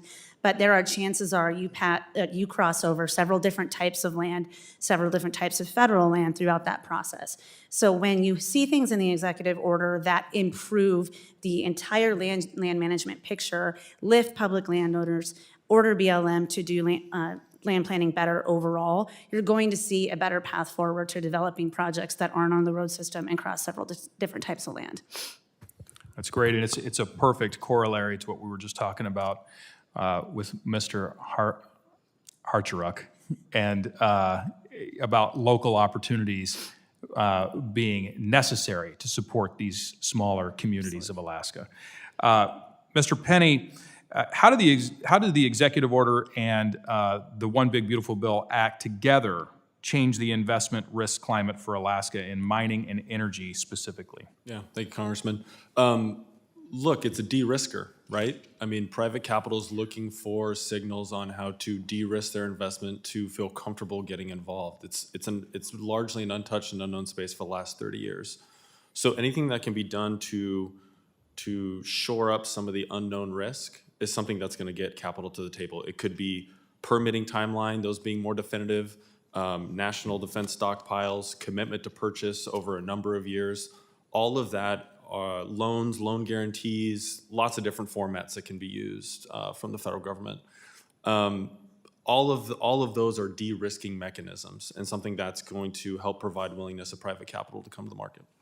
Thank you. And final question, Mr. Christensen, can you describe how the Alaska Power Cost Equalization Program works and how it benefits communities throughout Alaska that are like Port Heiden, smaller, more isolated? The PCE program subsidizes 500 kilowatt hours for residential communities, people, not businesses. And I'm told it's been on the chopping block for quite a bit of years, and they're trying to get rid of it. What specific enhancements would you recommend to power cost equalization that would improve the cost of energy for both businesses and residential consumers in your town? Well, if you could include businesses, that would be great, and increase the cap. Everything uses more power now. Right now, it's 500 kilowatt hours. 1,000 kilowatt hours would be way more efficient. I know a lot of places, a lot of houses don't use that much, but as soon as you get over the 500 kilowatt hours, it will dramatically increase your electric bill. Thank you. Thanks to the witnesses for making the long trip from Alaska. Some of you, this is an infrequent trip, sometimes more frequent, but we always appreciate hearing directly from those who are impacted by the decisions that we make here in DC. And with that, my time has expired and I yield back. The gentleman from Alaska, the ranking member, Ms. Dexter from Oregon is recognized for her 5 minutes. Thank you so much, Mr. Chair. President Christensen, I just want to double down on a couple things because I know you've already said this, but in 2024, your community won federal funding to power a wind, solar, and battery project. Is that right? Yes. Okay. And the energy, we've covered what that would have been used for tribal buildings for the processing plant. Are there other things that would be important to highlight here that energy would be used for? The clinic, the airport. The airport has equipment in it that it helps the planes, the large planes that fly over. When we had generator issues, the NASA called and said, how come we're shutting off their equipment? And we didn't know that we had NASA equipment there for all the airplanes there, so it was a surprise to us. Okay. And what is the status of that project right now? The wind, right now they're shipping out materials for the foundation, which is the cement. The turbines and the solar panels are in Canada, I believe. And we're waiting on more money to pull those out. The battery system, we had to switch to a different battery because of it would have cost way more money with the tariffs than it would have just keeping them. So the batteries cost $100,000 more, but in the end, they'll be cheaper because of the tariffs. So the tariffs clearly were an unpredicted cost that you are having to bear yourself as a tribe. Is that correct? A large cost, yes. Okay. And I think you mentioned before that it would be $1.5 million more due to tariff impacts. Is that right? That was the initial assessment. Right now, without the tariffs, we're seeing an increase of $300,000. Okay. And so getting your parts, which, to be clear, you've already paid for those parts, is that accurate? Yes, Okay. Out of a Canadian warehouse somewhere would cost more, much more than what you paid for fuel in total last year as a community. Is that accurate? yes, the tariffs alone, we could power our community for a year and a half. Okay. So I appreciate all of your time and your testimony. And I think, you know, the line of questioning that I have is that the direct impacts for communities, especially Indigenous communities, is unpredictable. And certainly you're not reaping the benefits of this massive increase in, or desired increase in harvesting of oil. Is that an accurate statement? Yes. Okay, thank you. Mr. Penney, I just want to ask you briefly, I don't know if you're an expert on the Alaska Permanent Fund, but do you feel comfortable with me asking a few questions about that?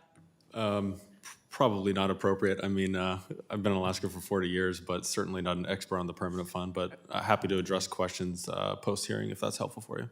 I appreciate that. I do just want to understand, because my understanding is the agreement when Alaska became a state, also in 1959, as did Oregon, was that 90% of revenues would go to the people of Alaska and 10% to the federal government. In the current bill that was just passed, the big beautiful bill, it's 50-50 until 2033 and then 70-30. Is that accurate, if I can yield to my colleague from Alaska? We passed 90-10 out of this committee. It was changed in the Senate to 70-30. Okay. Yep. All right, thank you. That clearly impacts the dividends that people in Alaska are going to get. Is that accurate to my colleague? I yield again. That is accurate. Okay. So thank you all for your testimony. I have taken up plenty of this committee's time at this point. Thank you. I'll yield back. It's my turn, huh?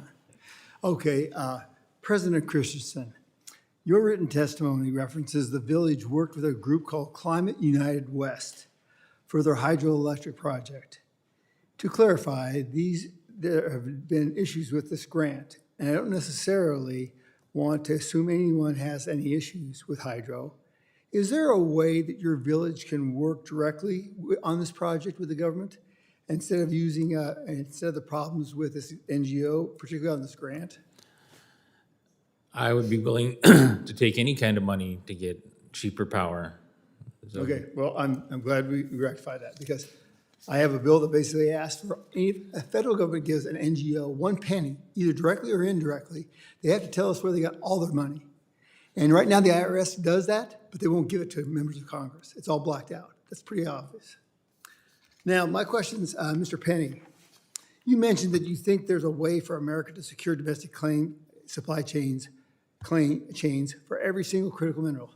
How can development in Alaska help us get there? Yeah, thank you, Mr. Chair.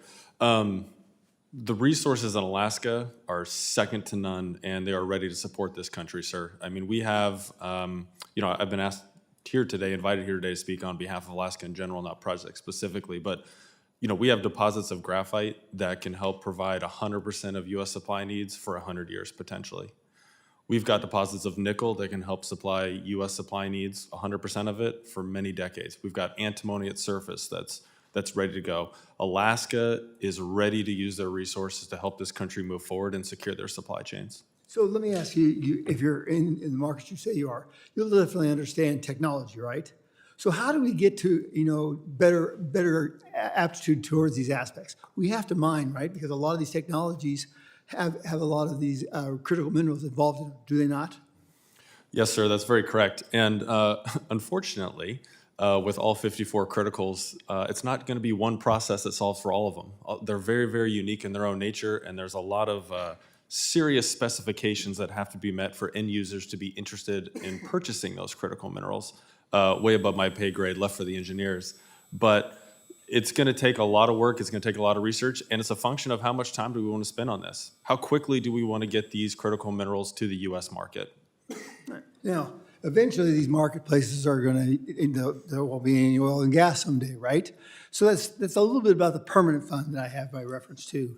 This includes a dividend program that has paid more than $24 billion to Alaskans through their annual checks. Imagining that, using natural resources well for the benefit of everyday people. All of you have said that it's a benefit, right? Now, we can learn a lot from Alaska. Yeah. I'll yield a minute to that. Thank you, Mr. Chair. I will tell you that, Mr. Christensen, you had mentioned the PCE fund, which originally started with the oil and gas royalties. Now it's state investment. That fund, you always want to keep that fund in balance. You want to keep it healthy. Would that be an accurate statement from your standpoint?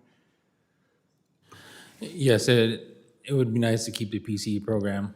Yeah, and you're aware that the NPRA, all those royalties are earmarked for the PCE fund, which would help reduce electricity for all Alaskans. You're aware of that? Yes.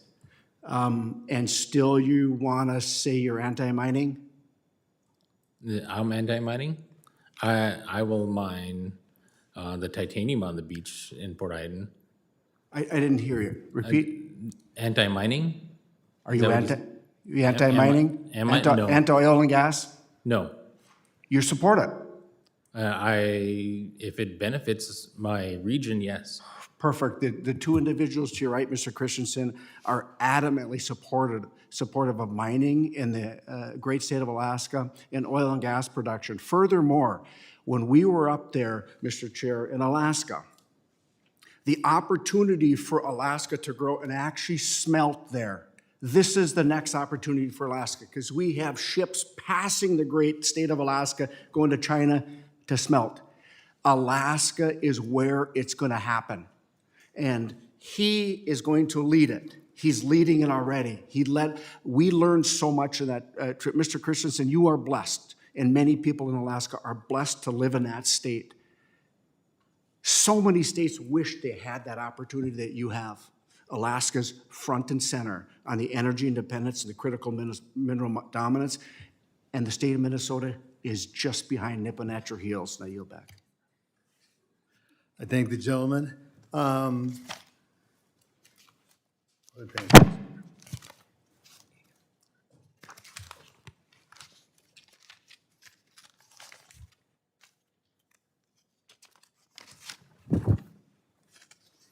I thank the witnesses for their testimony. The chair will now recognize sorry.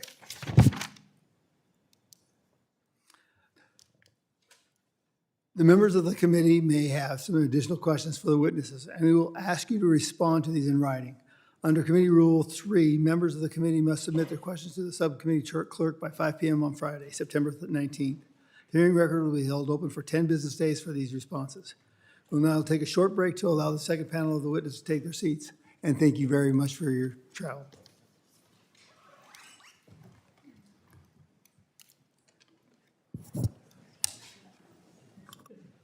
I said something really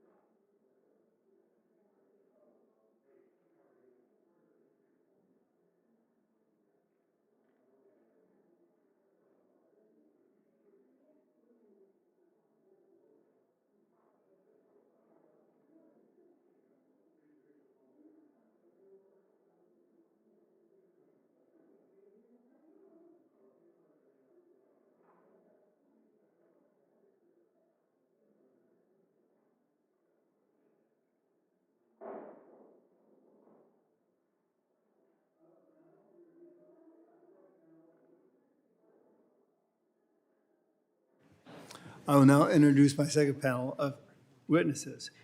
First, we have Mr. Ethan Tyler, Senior Director, Public Policy and Lands, Aleut Corporation, Anchorage, Alaska. Mr. Dutch Kuyper, Vice President, Lands and Development, Cook Inlet Region, Inc., Anchorage, Alaska. Mr. Philip Wright, Associate Professor of History and Arctic and Northern Studies, University of Alaska, Fairbanks, Alaska. And Mr. Clarence Clark, owner, Southeast Alaska Resources, Ketchikan, Alaska. I'll remind you that you're limited to 5 minutes on our way we go. It's turn on your mic. You'll see green light, and then when it says it's yellow, start turning it up, closing it down, and when it's red, stop. Remember, your whole testimony will be put as part of the record. I'll now recognize Mr.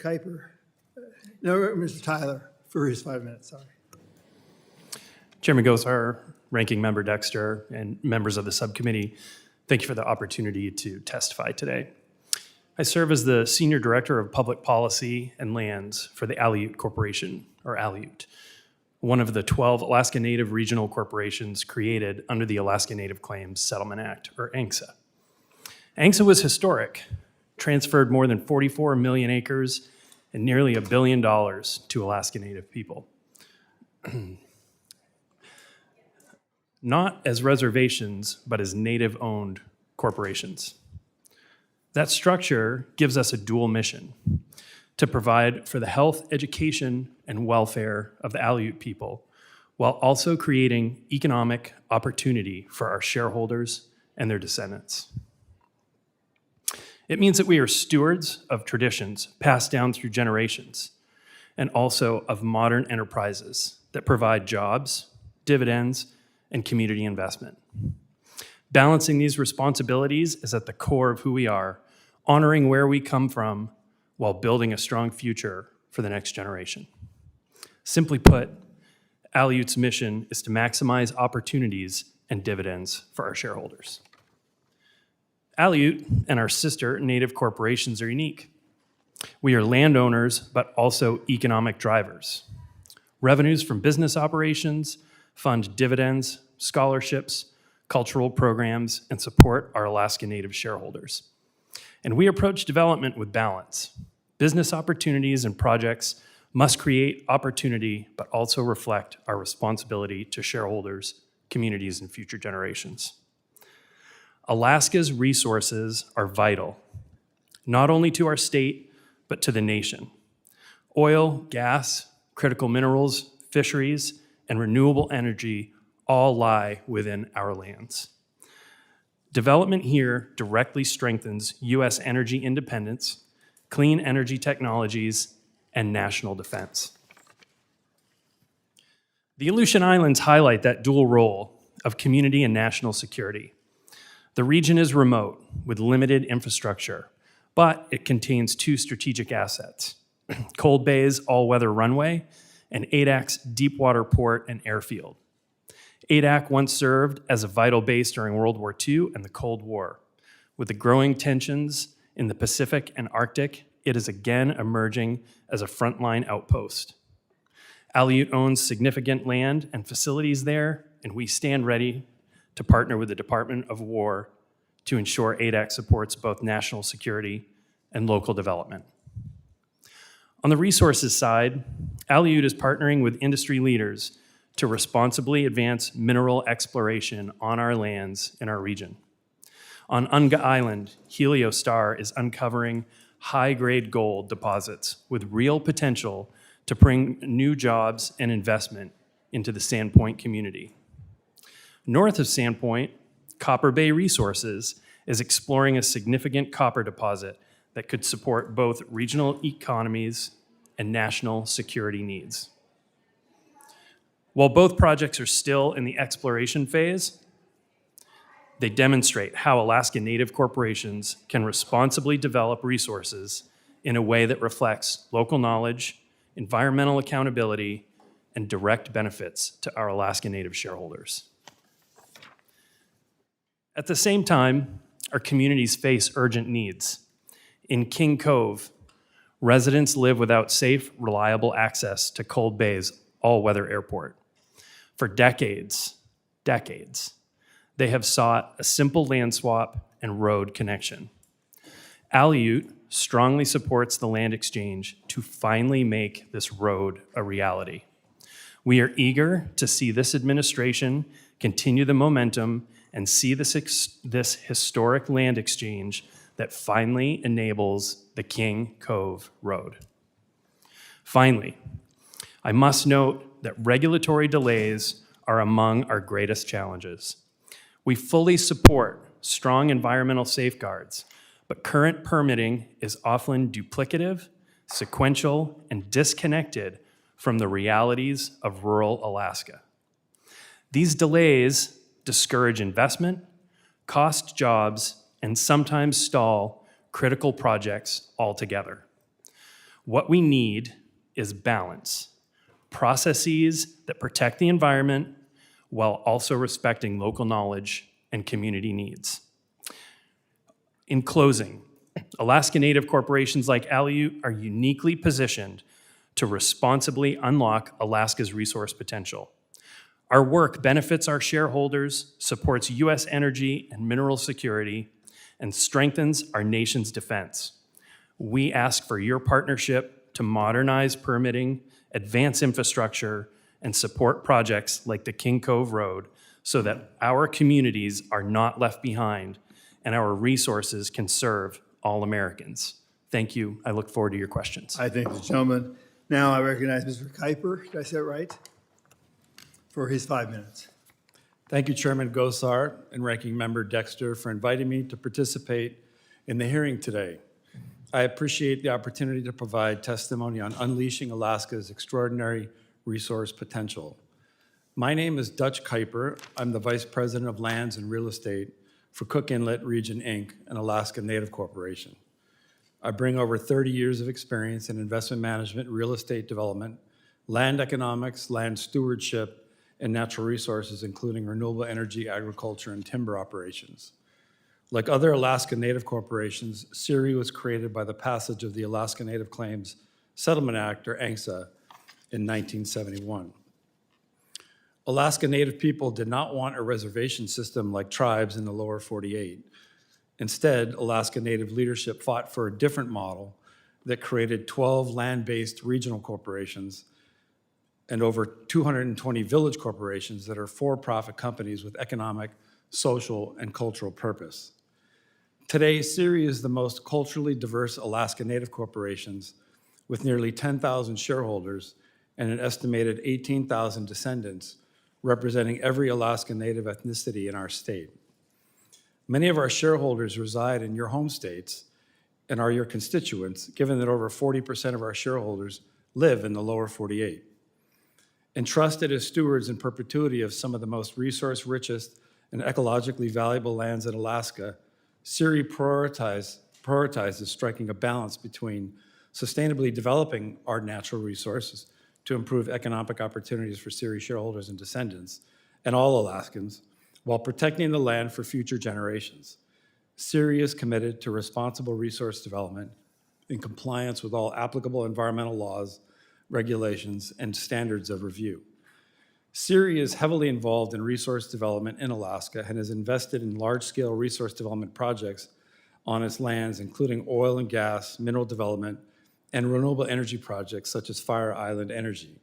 This is a 17-megawatt wind project that has been operational since 2012 and has delivered energy to help power over 7,000 homes in South Central Alaska and is visible as you fly into Anchorage International Airport.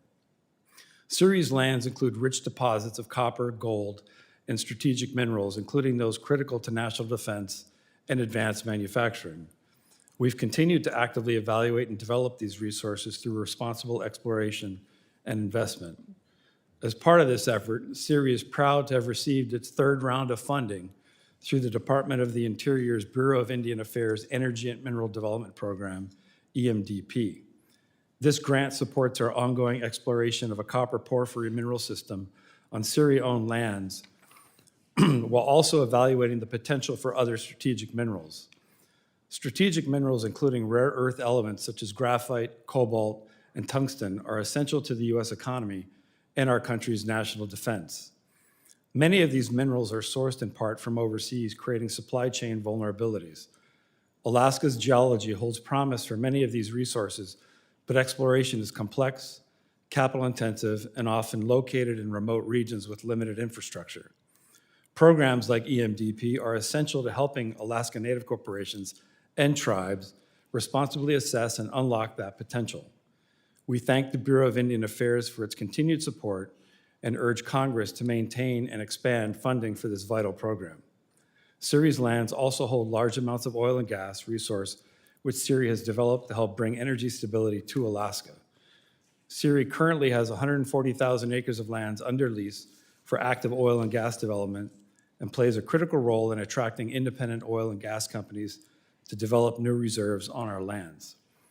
CIRI has seen firsthand the benefits the development of the resources can provide to our shareholders, our state, and the entire U.S. We hope to continue to work hand in hand with qualified partners, our permitting agencies, and lawmakers to continue to grow Alaska's potential and to responsibly develop its resources. Thank you. I thank the gentleman. I now recognize Mr. Wright for 5 minutes. Thank you, Chairman Gosar and Ranking Member Dexter, for the opportunity to testify today. Testifying to this committee has special meaning for me because my representative, Representative Begich, sits on this committee. I am an energy and environmental historian at the University of Alaska Fairbanks. I teach classes and conduct research on Alaska history and Alaska's energy policies. I do not speak on behalf of the University of Alaska, and I'm speaking today in my personal capacity as an Alaskan. There are 3 key points I'd like this committee to please consider. First, development isn't black or white.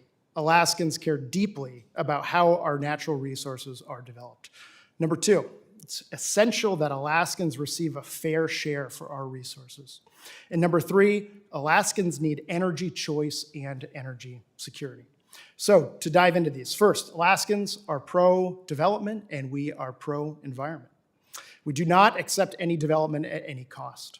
The question is, what kind of development, and how will this development enhance the well-being of Alaskans? We support sustainable development that delivers long-term value to Alaskans. Alaskan Republican Governor Jay Hammond offered a 3-part test for development projects. Do Alaskans want it? Does it pay its own way? Is it environmentally sound? In the 1950s and 1960s, federal officials, including New Deal Democrats, fought to build a giant dam on the Yukon River. It would have created a reservoir the size of Lake Erie and flooded 6 Athabascan villages. It would have also decimated the Yukon River's salmon populations. The late Representative Don Young actually started his political career opposing that dam because he was a school teacher in one of the villages that it would have flooded. So the upshot here is just because we can utilize a resource does not mean that it's wise to do so. Second, we must ensure that Alaskans receive a fair share for the development of our resources. This year marks the 70th anniversary of the Alaska Constitutional Convention on the campus of the University of Alaska. Perhaps the most respected speaker at the convention was Bob Bartlett, Alaska's sole territorial delegate to Congress. Bartlett focused his speech on what he viewed as the single most important question of Alaska's statehood: how the new state would manage its resources. Bartlett told the convention, quote, "The story of Alaska natural resources has too often been one of exploitation, with very little of the great wealth extracted going to pay for necessary government services and for the permanent development of a sound economy for the people," end quote. This is a challenge that Alaska continues to face today. Evidence demonstrates that Alaska is not getting a fair share of our resource wealth. Our schools are closing, our public workers are underpaid, and our families are leaving the state. Developments like Willow provide precious little long-term value to the state treasury. We have policies which favor the quick accumulation of wealth by outsiders, but do not leave enough for Alaskan communities. Third, Alaskans need energy freedom, and we need the flexibility to meet our significant challenges. We are an all-of-the-above energy state due to necessity and frontier pragmatism. We deploy technologies that work in our challenging environments, regardless of politics. We invested our oil wealth in low-cost hydropower and transmission lines in the 1980s and 1990s and saved the equivalent of 2 billion gallons of diesel through those prudent investments. While numerous studies have demonstrated that wind power is one of the least expensive options for ratepayers, we have a federal administration that opposes permitting new wind projects. We are being denied our cheapest and cleanest energy sources. What happened to an all of the above energy policy? Alaskan projects are being delayed and canceled. Companies are going out of business. Power bills are rapidly increasing. The federal government is a key partner in Alaska's energy security.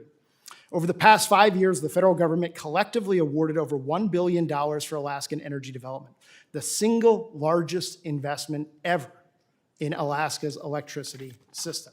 To put $1.1 billion in perspective, it's the same amount of money that the federal government spent to build the Alaska Railroad, right? This is the rail belt region that you all have heard so much about and got to see. We have an Alaska Railroad-sized opportunity in front of us. Congress must ensure that appropriated or obligated federal programs, from tribal energy programs to Solar for All to the New Era program, are unencumbered and accessible. We have the affordable energy technologies which can power a sustainable future. As Jay Hammond eloquently put it, Alaska is truly a gift outright. It is a gift that keeps giving to all the generations who follow. Thank you. Thank the gentleman. I now recognize Mr. Clark for his 5 minutes. Thank you, Mr. Chair and committee members, for the opportunity to speak. My name is Clarence Clark. I'm the owner of Southeast Alaska Resources, a forestry consulting business. I was asked by the Alaska Forest Association to speak for them at this meeting. I must admit, this is as farther than I ever thought I would get away from my day job of speaking in front of you. So again, thank you for the opportunity. The state of Alaska is the home to the two largest national forests in the nation, the Tongass and the Chugach. The Chugach National Forest is 6.9 million acres, and 95% of the Chugach is in roadless. The forest plan for the Chugach has no allowable cut for saw logs. They do allow the harvest for saw logs and do approximately 200,000 feet a year. In Southeast Alaska, the federal government owns 94% of all of the land. 85% of that land is in the Tongass National Forest at 16.8 million acres. 66% of the Tongass is in roadless areas.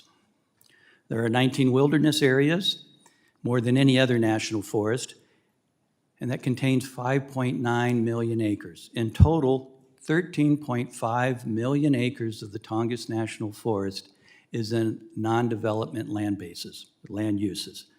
That leaves the development land base for the Tongass at 3.3 million acres, approximately 20% of the Tongass. Of that 3.3 million acres, approximately 360,000 of those acres are suitable and available under the current forest plan. What that really means is 2% of the Tongass is available for timber harvest at this time. The current forest plan has an annual projected timber sale quantity, which used to be called the allowable cut, of 46 million board feet on an annual basis. The forest products industry in Southeast Alaska uses 50 to 55 million board feet a year. Over the last 5 years, the Forest Service has offered an average of 2.5 million board foot. During that 5-year period, the industry has harvested 11.6 million board feet off of the Tongass. The rest of the volume that they use has come from state lands, be it state-owned forest, University of Alaska lands, Mental Health Trust. You've asked for us to talk about, and this committee meeting is about unleashing the potential. To unleash the potential of the timber industry, the industry needs stability. We are currently starting the third forest plan in the last 17 years in the Tongass. The last 3 administrations, the roadless rule has flip-flopped back and forth between being applied to the Tongass, not applying to the Tongass, to being unapplied again. There was a press release in 2021 that circumvented the existing forest plan that required the Forest Service or gave them the authority to transition immediately to a young growth dependent timber sale program. The current industry is old growth dependent.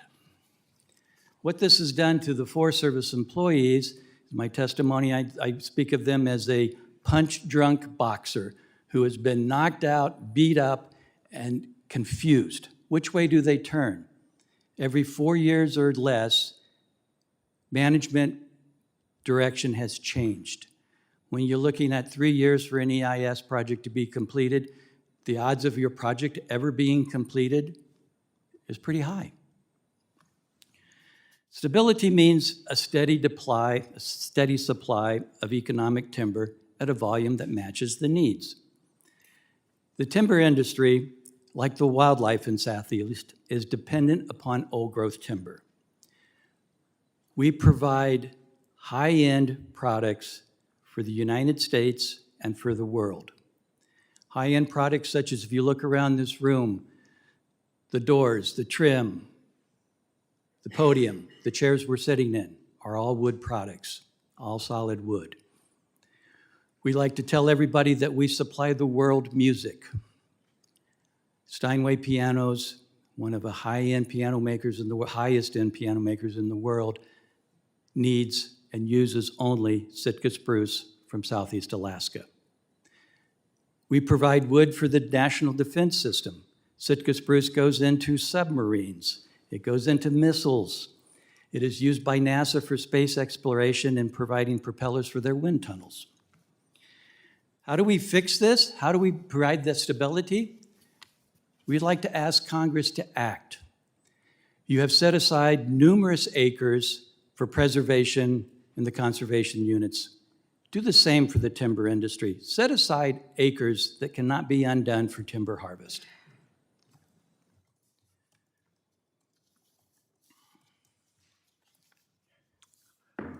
I thank the gentleman Also, for his... excuse me, if I could continue. Well, you're... Oh, I'm over time, excuse me. Thank you very much. Thank you. I'm going to recognize members of the committee for their testimony or questions, and did I recognize Mr. Westwood? Okay, then I'll start with Mr. Begich. Thank you, Mr. Chair. My first question to Mr. Clark, why is the industry reliant on old growth? What makes old growth so important relative to some of the younger growth timber?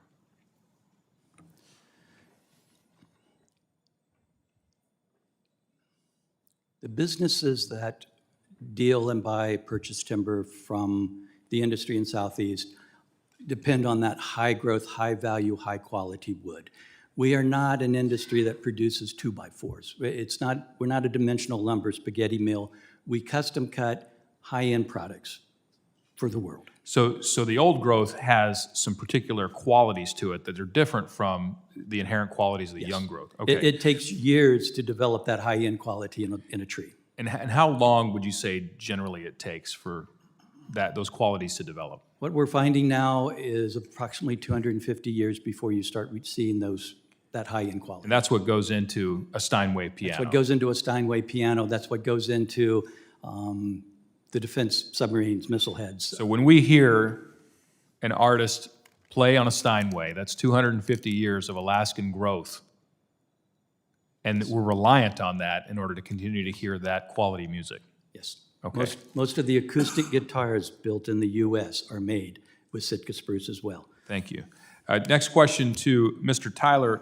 Mr. Tyler, the executive order and the recent budget reconciliation bill open much of Alaska for responsible development. What would Aleut like to see that has not yet been done?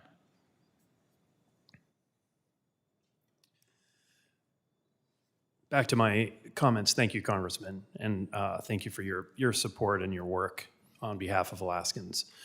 Aleut would like to, as I noted in my comments, Aleut would like to see a more balanced regulatory framework. When we're looking at these two mineral projects, exploration projects that we have in the region, we're looking at a 20-year turnaround from exploration, discovery to production. And to meet the needs of national security and national defense and mineral independence, that turnaround is just far too long. So reviewing the regulatory framework to make it more business friendly. I think it's such an important point, and we discuss this on the committee with frequency, making sure that American resource industry, that our industry has the ability to compete at a global scale. And currently we do not because, in part, the regulatory compliance framework that's in place, as you pointed out in your opening remarks, is serialized. It's not parallelized, and it takes oftentimes decades to move a mine from discovery to production. Mr. Kuyper, as it relates to your extensive land experience and current portfolio with CIRI, do you welcome this new administration's approach to Alaska's oil and gas potential and mineral potential, specifically given the portfolio that you are currently responsible for? Yes, I do, and I would agree with Mr. Tyler. It's interesting. In my role, my job is in part to interface with the marketplace. And so whether it's oil producers or mining companies that are interested in exploring resources in Alaska, the last year and a half, I spent quite a bit of time exploring new relationships. And what's fascinating about that is there are operators in the mining industry who used to be in Alaska many, many years ago and left Alaska. And in fact, some have left the US because the scrutiny of these excessive regulations. So I think the opportunity to streamline them and of course do everything in an appropriate upfront way with transparency and all the environmental sensitivities. But some of these porphyries have been discovered 20, 30 years ago. And they're real opportunities for Alaska and the United States. Thank you. And Mr. Wight, I couldn't agree more with your opening remark as it relates to the fact that Alaskans are pro-development and pro-environment. We are both. And I tell folks here, and anytime I get an opportunity, no one's going to care about Alaska more than an Alaskan will. And so I really appreciate that comment. The Permanent Fund has been a source of wealth for Alaskans, and it was genius in its construction. When you mention Governor Hammond, this construction was so important because we took a temporary resource and turned it into a permanent one for the benefit of the people of Alaska. As we think about how we embark on this next era of resource development, responsible development in Alaska, what do you think the university system can do to make sure that our workforce is prepared and that these jobs are going to Alaskans? Well, thank you very much, Representative Begich. Absolutely with the Permanent Fund and the big picture of the state, I mean, this is arguably the single most intelligent thing that we've done as a state. And I hope to continue to see that we grow that Permanent Fund because we now receive more revenue for state government from the Permanent Fund than we do from oil and gas, right? We're more of an endowment state than an oil and gas state right now. When it comes to the university, I do want to reiterate that I'm speaking on behalf of myself, but I feel so privileged to be amongst colleagues who are doing world-class research, whether it's at the Institute of Northern Engineering, figuring out how to engineer in Arctic environments, or whether it's my colleagues in the humanities. And so I do think there is extraordinary potential in Alaska, and we need a trained workforce to do that. And there are so many ways to go about doing that. I just feel privileged to work with those folks. Thank you. And with that, I'm out of time, and I yield back. Thank the gentleman. The gentleman from Montana, Mr. Dell, is recognized. Thank you, Mr. Chair, and thank you for the panelists for participating. Alaska is blessed with world-class energy, mineral, timber resources, as is my home state of Montana. And both states face the same challenge: abundant resources held back by Washington red tape. Previous administrations chose preservation over production, costing us jobs, energy independence, and economic growth. President Trump's executive orders and Congress's work to roll back harmful regulations are turning the tide. And the repeal of restrictive roadless rules alone opens the door for new timber jobs and stronger supply chains. With expedited permitting and responsible development, Alaska and Montana alike can help secure America's resource needs, create jobs across the country, and reduce dependence on foreign adversaries. For my questions, I'm going to start with Mr. Tyler. How do reforms like the roadless rule repeal open up new opportunities for Alaska Native corporations and shareholders to benefit from resource development while maintaining conservation? Thank you, Congressman. I don't think I'm the person to speak to the roadless rule specifically. It's more of a Southeast issue, though I can say that the King Cove Road is is a top issue for the Aleut Corporation and the people in the Aleutian region. And with the help of Congressman Begich and this administration, we were working to see a land exchange through that provides for that King Cove Road. All right, thank you. And anybody else on the panel want to respond to that one, or we'll move on? Mr. Clark? If I could, I think there's been a lot of conversation this morning in regards to electricity and the cost of electricity. The roadless rule has been detrimental in the ability for communities in northern southeast to develop reasonably cost electricity. There are 6 communities in northern southeast that the electrical associations, companies that provide them power, have FERCA permits for hydro projects. They are currently uneconomical because of the requirements put in the FERCA permit by roadless rules. Such things as painting the infrastructure to match the timber or to match the landscape. Again, these small villages are spending upwards of $1 million a year for diesel fuel for electricity. They're paying 40 to 50 cents a kilowatt hour instead of the 11 to 15 cents for hydropower. So roadless rule is stopping that economic development, making life in small villages able to continue. All right, thank you. Mr. Kuyper, just curious if you have anything to add as the leader of the Cook Inlet region, how this repeal may improve the ability to responsibly develop resources and provide long-term economic benefits for the region. Any further comments on there? I'm sorry, could you repeat the question? I'm deaf in my left ear. Oh, I'm sorry. I was just going to say, as the leader of the Cook Inlet region, how does the repeal of the roadless rule improve the ability to responsibly develop resources and provide long-term economic benefits for the region? I think that's probably more relevant to Western Alaska than South Central. Okay, well, then I'm just going to move on, and I'll open this up to the panel. So looking ahead to any of you, what more should Congress do to ensure that our nation's abundant resources are developed responsibly to strengthen U.S. energy independence, national security, and economic prosperity? I'll start with Mr. Wright. We haven't heard from you yet. Thank you for the question, Congressman. I would reiterate what I said in my opening comments, right? Alaska has been given a golden opportunity, right? An Alaska railroad-sized opportunity to develop our renewable resources, and many of those funds, unfortunately, are encumbered right now. And our people need access to those funds to develop the crucially needed energy, not simply to export from Alaska, but to use in our local environments. All right, thank you. Any last seconds? Anybody else want to comment on that, Mr. Tyler? Yes, sir. Thank you. I didn't specifically mention this in my comments, but I alluded to it, and I'll say it explicitly here, and that's that local voices matter.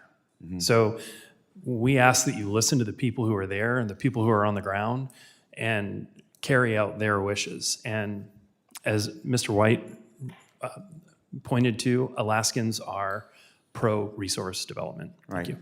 Well, quickly, we're almost out of time, Mr. Kuyper. I might just add that from a resource management perspective, China has proactively sought to gain control of refining, especially in the mining industry. So if you look at 24 of the top 25 industrial metals, China has more than 50% refining capacity.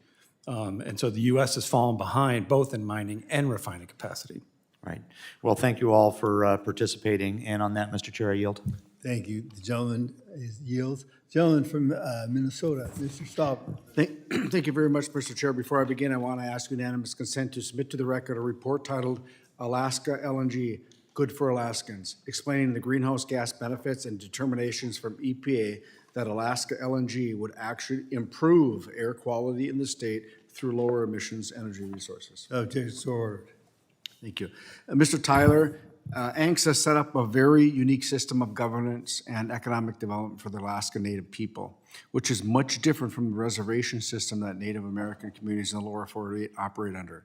While Alaska Native corporations like Aleut Corporation are given great opportunity to responsibly develop their natural resources under ANCSA, you do not have full autonomy, and the federal government still has a lot of power and plays a significant role.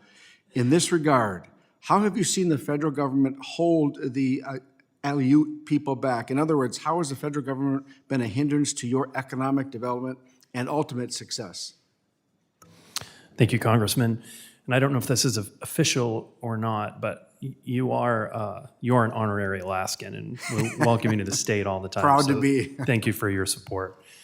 Some of the activities that hinder our ability to develop our land have to do with land ownership. And I've mentioned the King Cove Road a couple of times in my discussions here. That is a simple land exchange with U.S. Fish and Wildlife Service that has dragged on for years, and ignoring the local voices in the community to complete this land exchange. And to be honest, it's a land exchange that benefits the U.S. Fish and Wildlife Service. It is a favorable land exchange to the U.S. Fish and Wildlife Service. Similarly, Aleut is in negotiations with Fish and Wildlife Service for a land exchange for the copper project that I mentioned. And while I will say that the U.S. Fish and Wildlife Service has been cooperative, because again, it is a favorable land exchange for the U.S. Fish and Wildlife Service, the process has taken years. And it just adds to the length of time that it takes to bring a discovery to development and production. No, you had mentioned it's actually, on average, it takes 29 years to permit a mine here in the United States of America. The country of Zambia is the only country that takes longer. It's just wrong in so many ways. Also, in your testimony, you mentioned some of the potential mining projects that the Aleut Corporation is partnering on to explore and potentially develop, including the gold deposits found on Unga Island and the copper deposits north of Sand Point. Can you speak to what these opportunities mean? Yeah, absolutely. So Unga Island and the prospect that's just north of Sandpoint, all very close to the Sandpoint community. Sandpoint community is supportive of these mining projects, despite the fact that that is a fishing community. The people in Sandpoint welcome the economic opportunity and the opportunity to have well-paying jobs in the region and in the community, allowing them to stay in their home as opposed to having to leave because they don't have the economic opportunity that's there. So it's safe to say the people support responsible mining and want to see their resources responsibly mined and developed. That's correct, sir. If it's not mined or it's not grown, it doesn't exist. Mr. Clark, responsible timber harvesting is one of the backbone industries for the district that I represent in northern Minnesota. So I really appreciate your commitment to and support of responsible timber harvesting. Timber harvesting is an important tool for sustainable forest and landscape management, along with protection of our environment. I always like to remind folks one of the best ways to sequester carbon from our atmosphere is to manufacture an enduring wood product. Expanding on your testimony, how will the policy changes the Trump administration making, like the rescissions of the roadless rule, led to a healthier, more sustainable forest?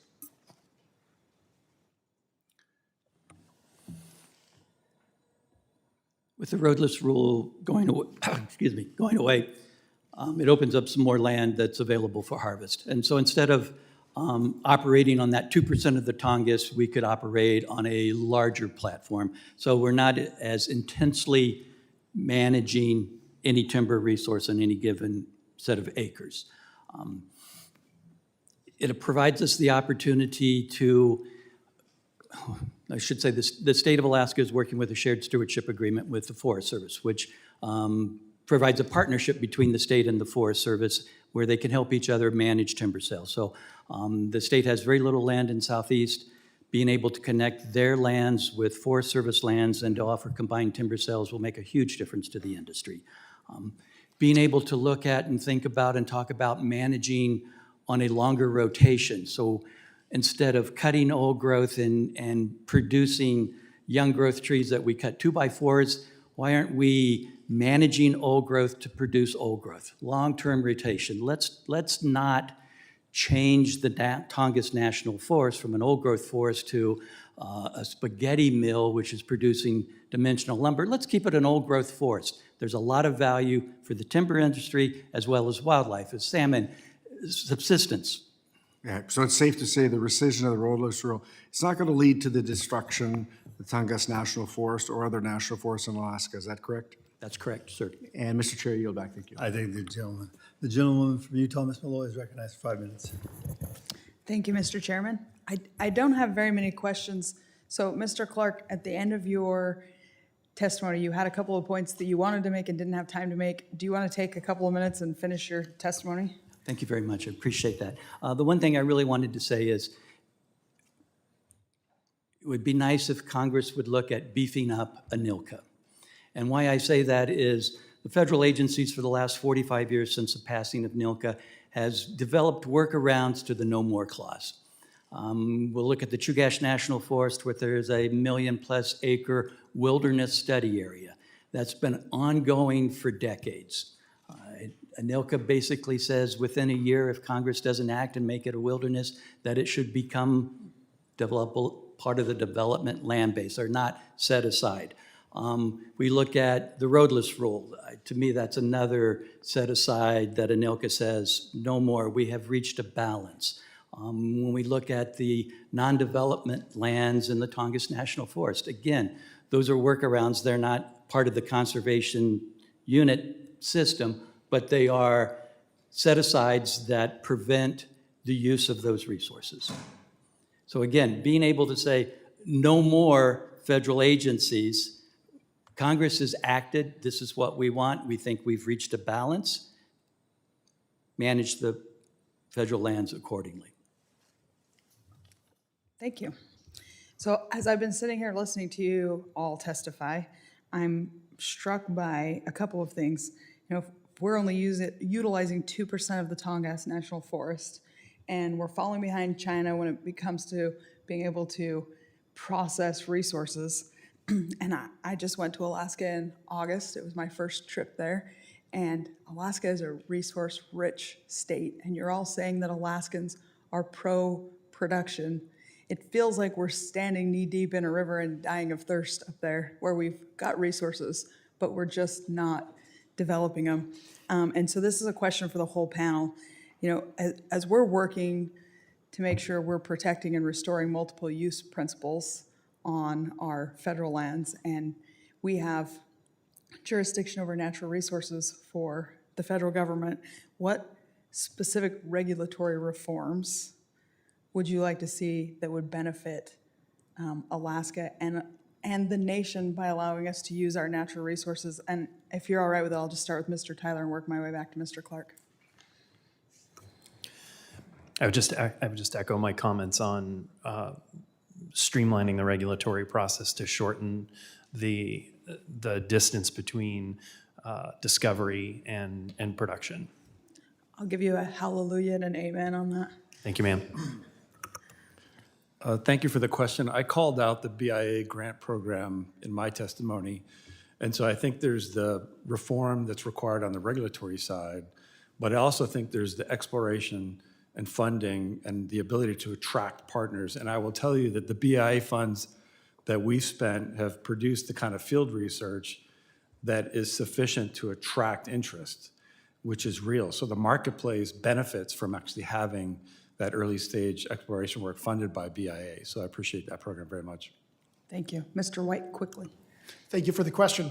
Yeah, you know, I would really underscore something that my colleague said, which is about stability. And I think actually what we saw in the past 5 years with the passage of the Inflation Reduction Act was a coherent industrial policy, which sent very clear signals to the market, not just in terms of our supply chain, but also on the demand side, right? Getting American consumers to buy some of these technologies, Alaskan consumers to buy some of these technologies, that makes a real difference in our daily lives, right? I got a 30% tax credit for installing solar panels on my home because we pay close to 30 cents per kilowatt hour for electricity.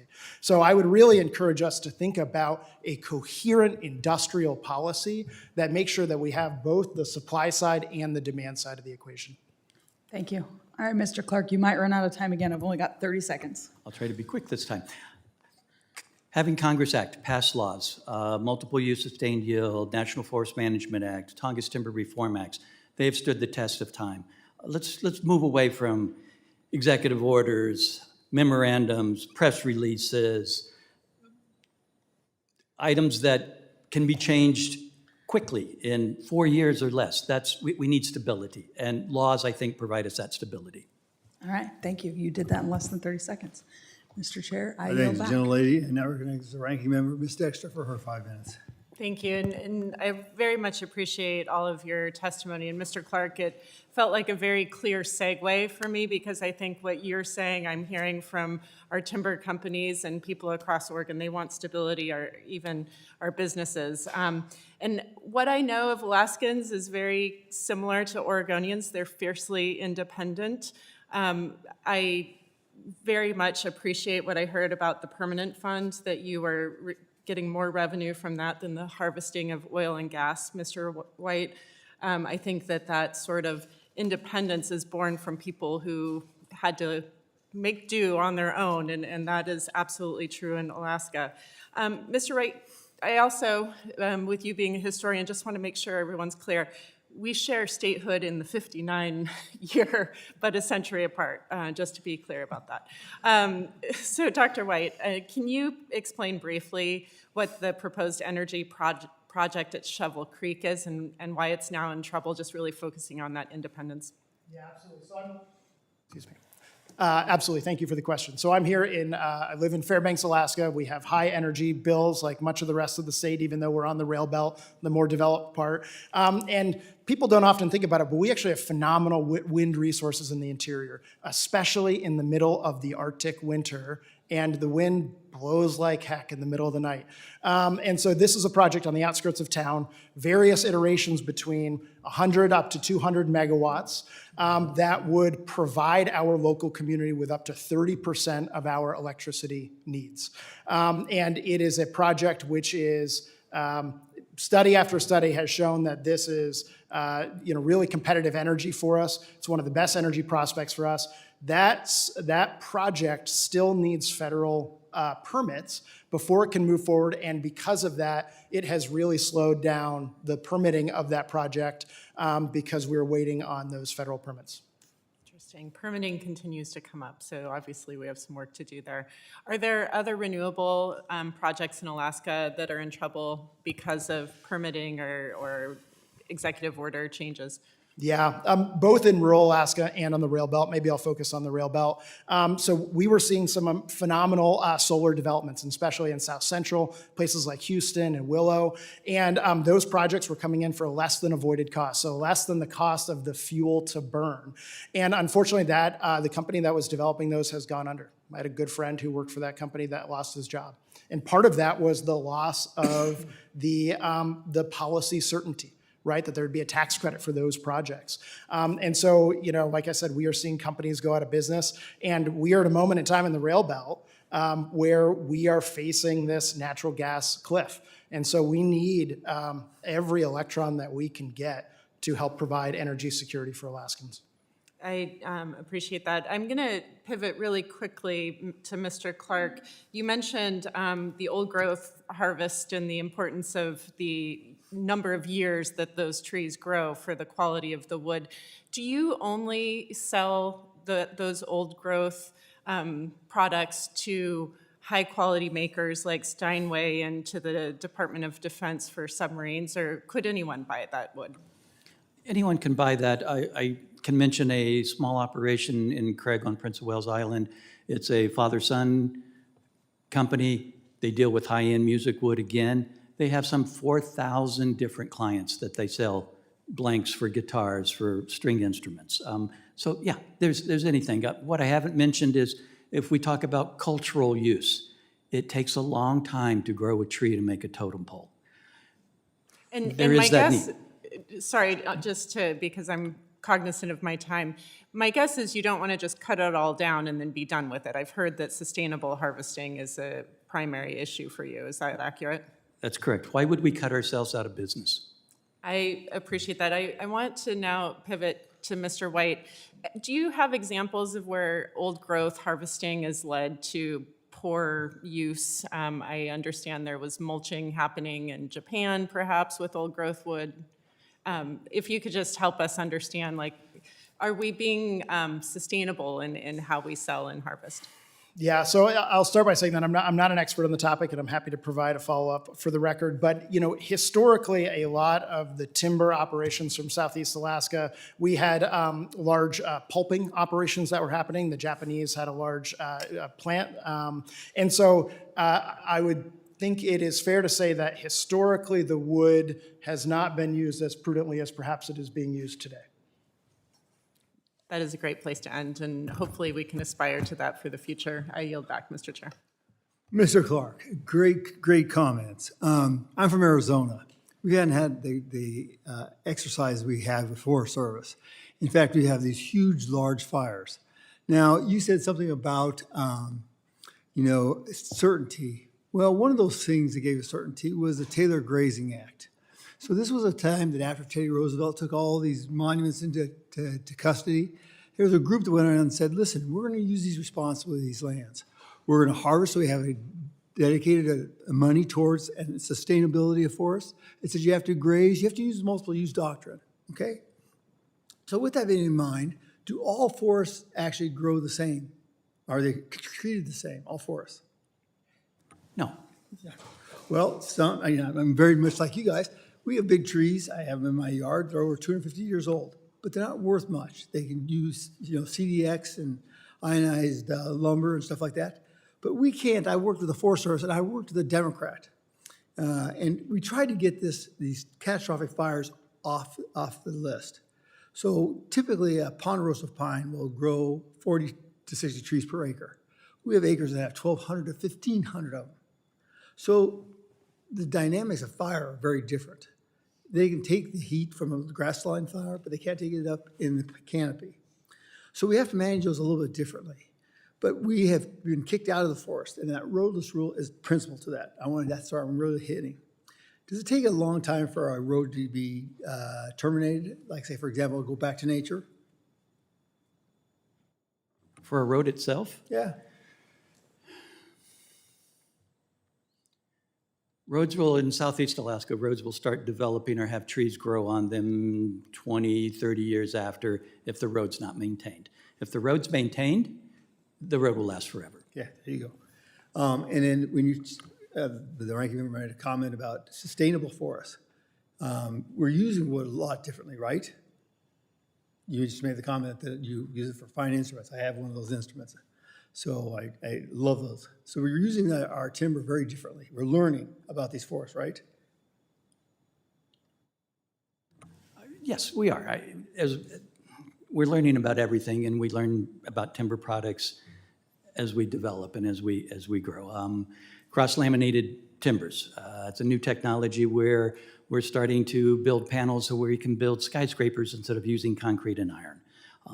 It's a wood product. We cannot live, I think, as everyone knows, without wood products. We would not last a day without wood products. You're saying we really have to use it responsibly, right? Yes. But the key word here is use. Use, right? yes. Okay. And if I could, I'll say this in your comments about the ponderosa pine. I truly believe, and I think most of the industry believes, that once we start managing a stand of timber, it's our responsibility to manage that stand forever. Once we walk away or we stop managing, that's when we have issues such as wildland fires that you were seeing in the West. It's our responsibility. If we're not going to manage forever, don't. Right. And I think you're leading to the aspect that we have to have more nimble lumber mills and that maybe many lumber mills, right? Yes, there's some of that. If I could add, there's basically two types of mills. There's what we call a spaghetti mill, which is a fast, high mill that takes set diameter logs and they pass them through one log at a time, one pass, and they make dimensional lumber in general. Or we look at the mills like we have in Southeast Alaska, which are high-grade mills, quality mills, where they'll take that log, look at that log, turn it multiple times, and cut from that, and all they're doing is trying to cut the grade, the quality out of that. They'll take the time. The cost of doing that is much more than that high computer-generated mill, but we're talking quality and using the highest use for that tree, that log. Okay, so I'm going to add a little different tack now. I have a bill that's called the the Lasso Act. And what it basically does, it takes all our public lands, it takes 10% of the revenues that come off those public lands and put it in this fund. I benefited from a fund like in Wyoming. The gentleman from Alaska benefits from the permanent fund. Do you guys find that something that we could get back to and maybe get the resources back in the hands of the people where it belongs? I'll start with you, Mr. Tyler. I think that there's an avenue for that. I think the Alaska Permanent Fund shows the success of that. Yeah, how about you, Mr. Kuyper? Well, I had the benefit of visiting Norway 3 weeks ago and learned a lot about their equivalent to their permanent fund, as you may know, which is over $1 trillion with a population of 6 million. So it works. How about you? Yeah, I think the example of the Alaska Permanent Fund is a great one, and that was specifically thinking about non-renewable resources because we wanted to turn those into renewable resources with the permanent fund. So it'd be interesting to consider how it would work for a more renewable resource like timber. But I think Norway is exactly the model that we should aspire to. You know, they have not pumped that much more oil than we have, but their sovereign wealth fund is something like 20 times the size. So there are a lot of important lessons to learn there. How about you, Mr. Clark? I'll agree with the three other speakers. I'll also say, truly believe in good neighbor authority and stewardship contracting that the Forest Service uses because that money generated stays on that forest to do work on that forest instead of coming back to DC to go into the federal coffers. I'm going to take one little more liberty. I'm going to ask you, what was the question you were most wanted to be asked? It wasn't asked, and what's its answer? Okay, we'll start with you, Mr. Tyler. Boy, that's the tough part of being on this end of the table, huh? I always get those questions first. The question that I wanted to be asked that I wasn't asked about was... And the answer. And the answer, too. Yeah. It's tough around here. I wanted to talk more about Alaska Native corporations and ANCSA, and specifically the 7I provision in ANCSA. 7I provision was touched on in the previous panel, and I could talk all day about Alaska Native corporations and 7I, but 7I is an agreement where it requires corporations, Alaska Native corporations, to share 70% of resource revenues with each other. So take a moment and imagine if Microsoft was required to share 70% of its profits with Apple and Meta. It boggles the mind, but it's a strategy that was set up with the creation of ANCSA that ensured no community was left behind simply because of their lack of oil, gas, or minerals. And for more than 50 years, this revenue sharing has embodied the Alaska Native value that prosperity should be shared. Thank you. I agree with that, actually. I would say the phenomenon of the ANCs is fascinating for somebody like me. I was actually born and raised in Hawaii, and as you may know, the experience of the Hawaiians is very different than the experience of the Alaskans. In 1851, the kingdom decided to adopt private property rights. In 25 years, the kingdom sold 70% of its lands, and 20 years later, there was no more kingdom.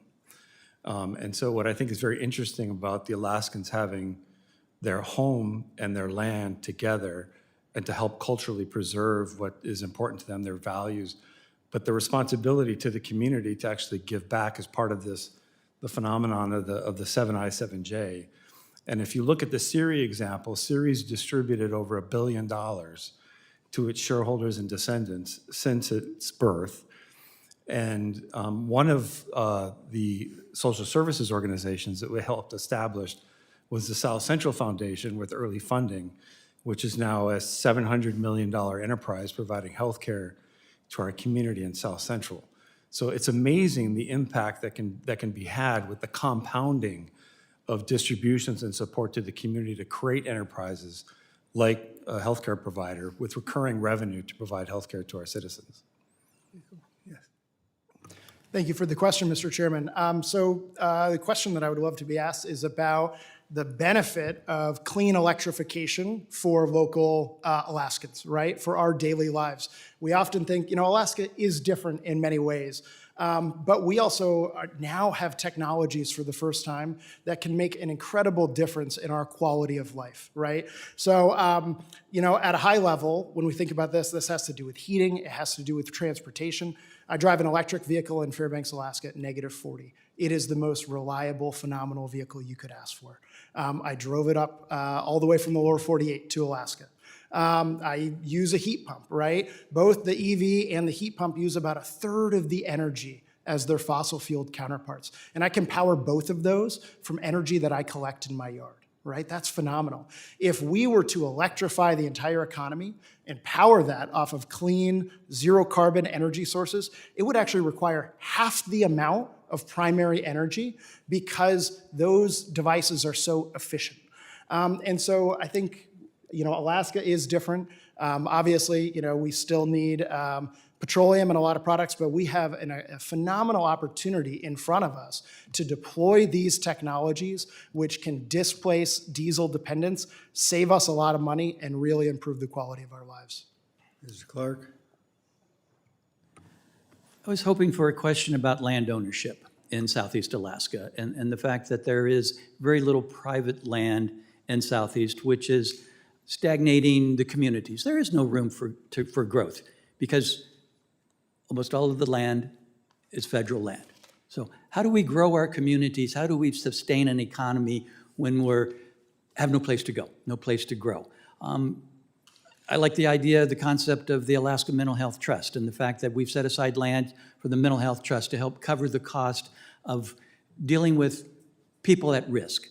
Personally, it's really, really important to me as I have a son who is a trust or a beneficiary of the trust. And that means a lot to me to be able to see that land use, land management, money generated from that is going for a purpose that we need to take care of. We need to take care of our people at risk. So again, land ownership, how do we grow our economy? Well, I think you got something there because there was this thing called the Equal Footing Clause. It basically said the original 13 got these lands that are not the federal government, they're destined to the state and private ownership. And that's what we were promised, and we were never given it. So just as an FYI, you might want to concentrate there. Hey, thank you so very much for staying for the questions. Now, the members may have some different questions to be asked. We ask you that you answer them in those responses in writing. Under Committee Rule 3, members of the committee will submit these questions to the subcommittee clerk by 5 p.m. on Friday, September 19th. The hearing record will be held open for 10 business days for these responses. If there's no further business, committee is adjourned.